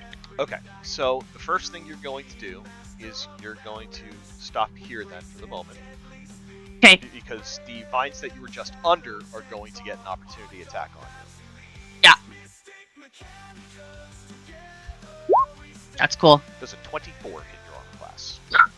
Absolutely not. Are you kidding? Dodge like Radwo. Of course it does. Like a can dodge. It is 14 points of bludgeoning damage, and you are grappled right there. Fuck. Bitch. Defense is working as intended.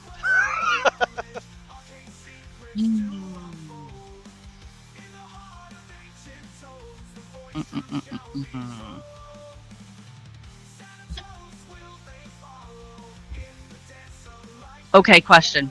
So I'm grappled by the vines? You're grappled by the vines. Okay. So let's see. So no, I should say both you and Jade are currently grappled and restrained. I'm not sure there's really much of a difference between the two of them. Remind me, what are my options when I'm grappled? So when you are grappled, we're still using standard 5e rules. While you are grappled, Yeah. you can use an action to attempt to escape. So that would be either, for you, that would be either an acrobatics or an athletics check. This does take your action to do. Do you have Okay. Misty Step? I don't think I do. I'm gonna check, but I don't think I do. Yuki also has Step of the Wind for disengage per Naruto. I do have Step of the Wind. Yes. Since she have done that before she got going so the plant can't get her. I mean, this is his opportunity attack. Good. I think you did that, Yuki. Yeah. Does, Yeah, let's do that. does Step of the 'Cause Wind... Does Step of the Wind automatically make people miss? No, you spend a bonus action to activate it, and then you can either dash or disengage. My question was there a... she didn't do that, so my question was there a reason why she didn't want to? Because I was so focused on the distance of, actually being able to get him that I completely forgot I even fucking had it. You hyper-focused on the wrong thing! I did! You're good. It's okay, I do it all the time, man. You're good. Mhm. That's why we help So, each other. Step of Or the Wind. realistically, why Neville helps the rest of us. So Step of That's the Wind. usually what happens. So Step of the Wind. You're gonna spend a key point to take the disengage.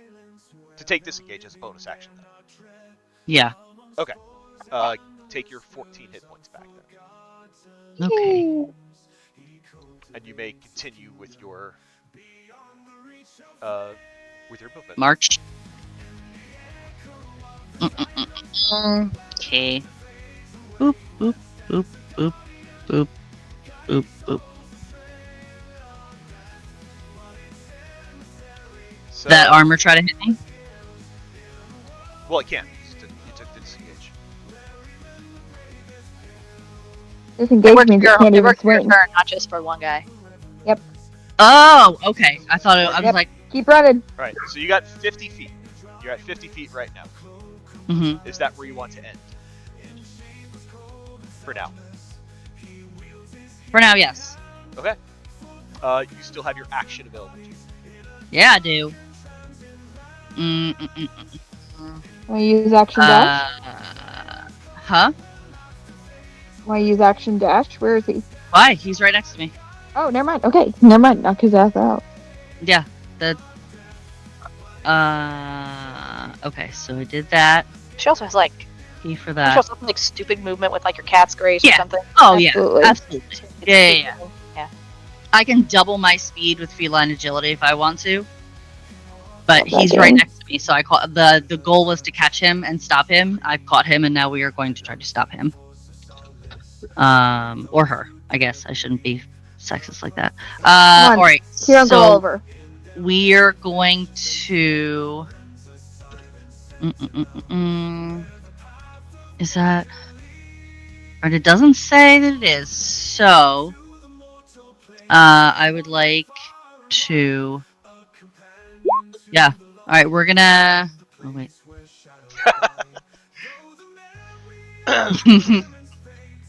All right. Nibble.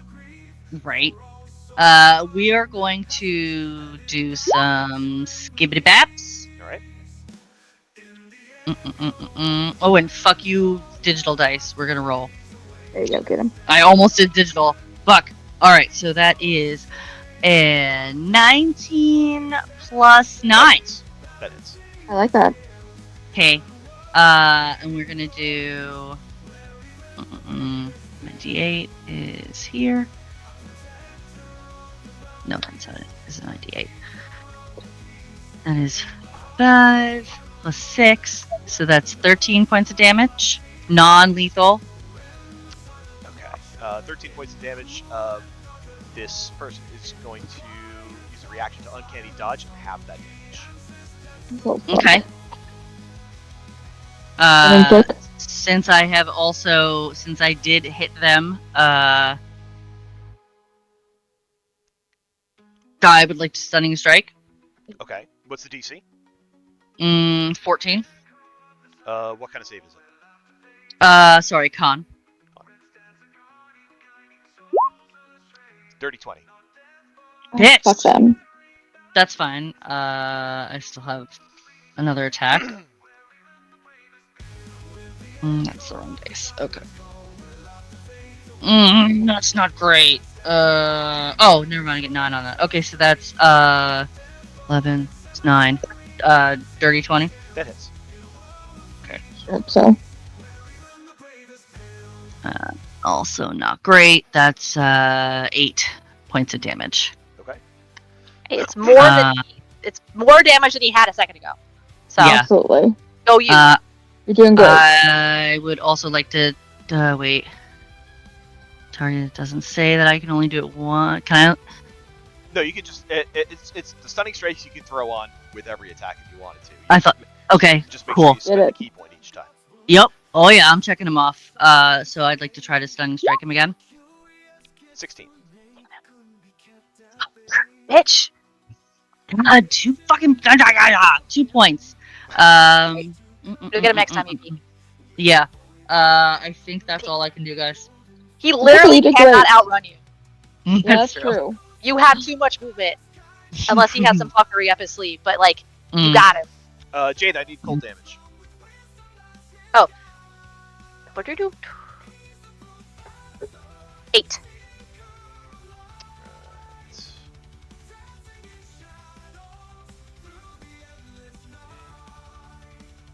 Concentration. This ring of darkness goes down. Yes! Nice. Was one of my... Another reason I was trying to get that. As this dark mantle lost concentration on the darkness. Hell yeah. Very nice. Yeah,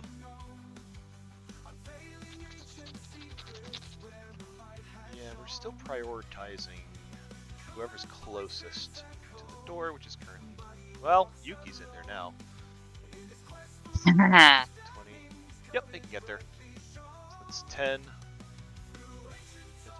15, 20, Just trying to get there. 25. Let's No. see.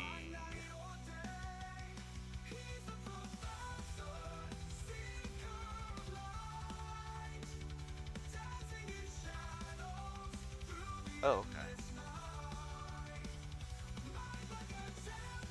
Hang on, this thing's got some bullshit going on here. Oh. I love bullshit. Let's go. Some We love to hear it. Hang on, this bullshit. thing's got some bullshit.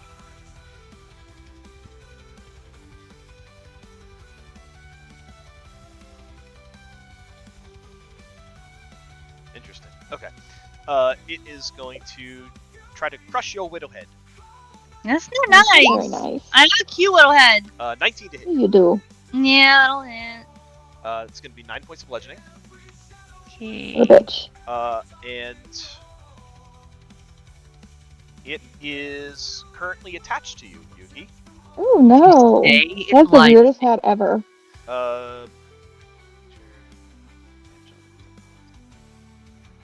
Okay. Yeah, it attaches to you. Doesn't cause anything else for you at the moment.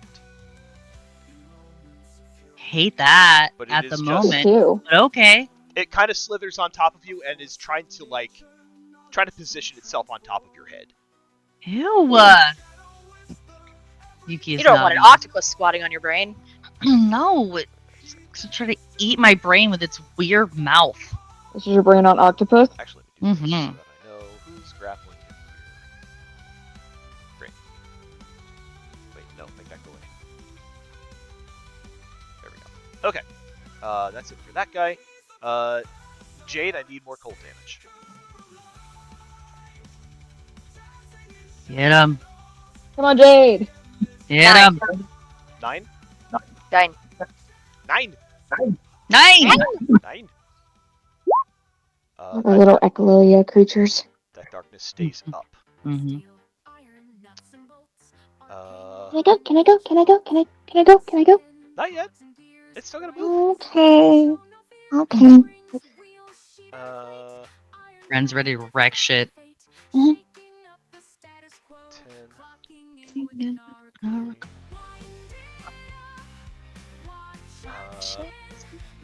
I know we all sing this song when it comes on. It's very catchy. Mm-hmm. It really is. Let's see. Yeah, the most it can do is.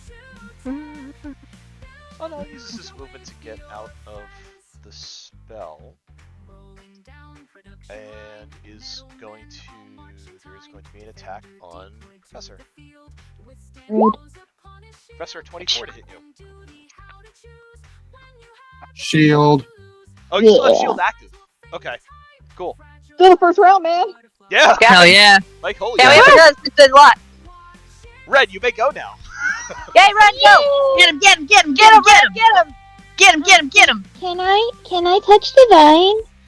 Yeah, you can touch the button. Yes, you absolutely can. Awesome. Do it. Okay, we are going to cast a 3rd level inflict wounds. Goddamn. All right. Fuck yeah. I'm dealing with the problem. Yes, you are. Fuck him up, Ren. 24 to hit. 24 absolutely hits. Excellent. Let's see how much damage we can do. All of it. Do all of the damage. I'm getting there. 30 base damage plus my extra fuck you for an additional 19 damage. What kind of damage is this? Well, it doesn't matter because it's necrotic and it's me. You cannot stop death. There is no resistance to my death. So that's 30 plus 19. Yes. Okay. 49. Bam. Yes. Ren will tilt his head. You are not quite as shriveled as I had hoped. Next time. It does kind of like try to shrivel back from you. Is there anything else for you, Ren? No, death comes for us all, and I'm coming for him. That is the end of my turn. All right. Speaking of death coming from us all, this suit of armor is going to approach Jade. Jade is grappled and restrained, which I believe will give this thing advantage on the attacks. Rude. The restrained condition does Ugh. that. Again, it's going to take out a great sword. 21 to hit you, Jade. But that hits. That is 8 slashing and 1 lightning, and a concentration on the hunger. Yeah. Do I... Oh, I'm good on the hunger, but do I feel that there's anything left in there? Give me an insight. Because I'm just gonna let it... I'm gonna let it drop if I don't feel anything. Give me an Insight, you said? Mhm. What's my insight? It's over here. 16? Oh, I'm sorry. On a 16, you note that Sorry. a 17. You note that there are 2 enemies and 1 ally.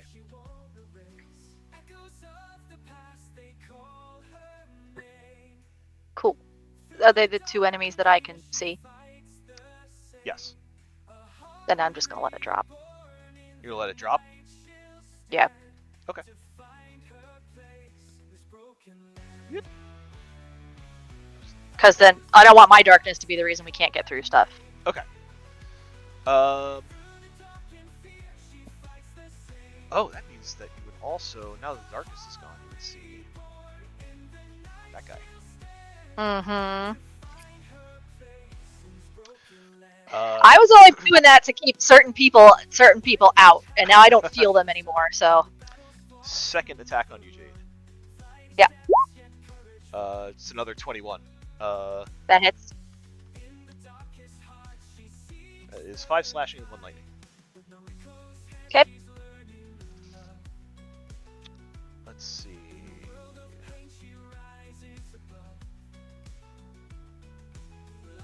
I think this one is going to position this way. The darkness is going to move to here.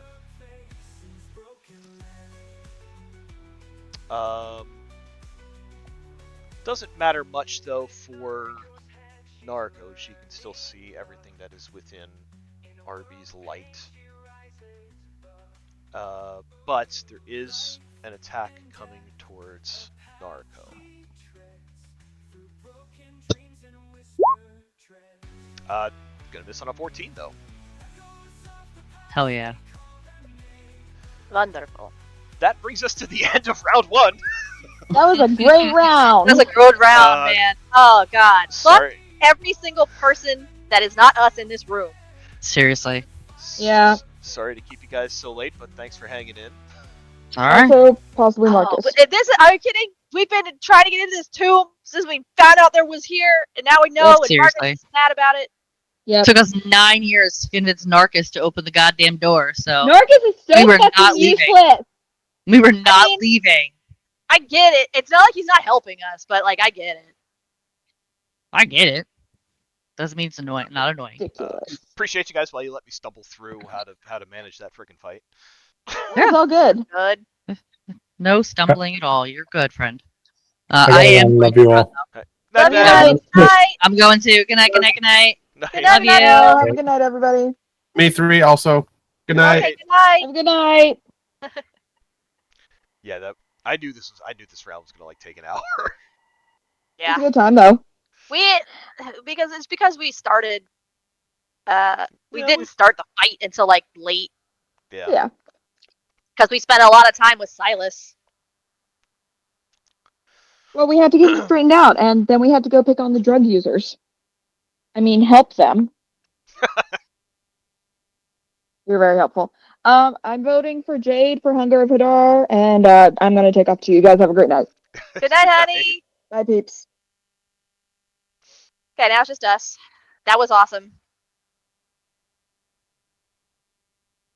That was very cool. Did you have fun? I had a great time. I had a great time. That was amazing. I love that as soon as we heard those 4 little lines of dialogue, everyone's immediately like, they're going to sacrifice Reverie. The conspiracy theory Stop started recording. flying Stop the immediately. recording before we say stuff that we shouldn't. Okay, bye. Bye. I love you.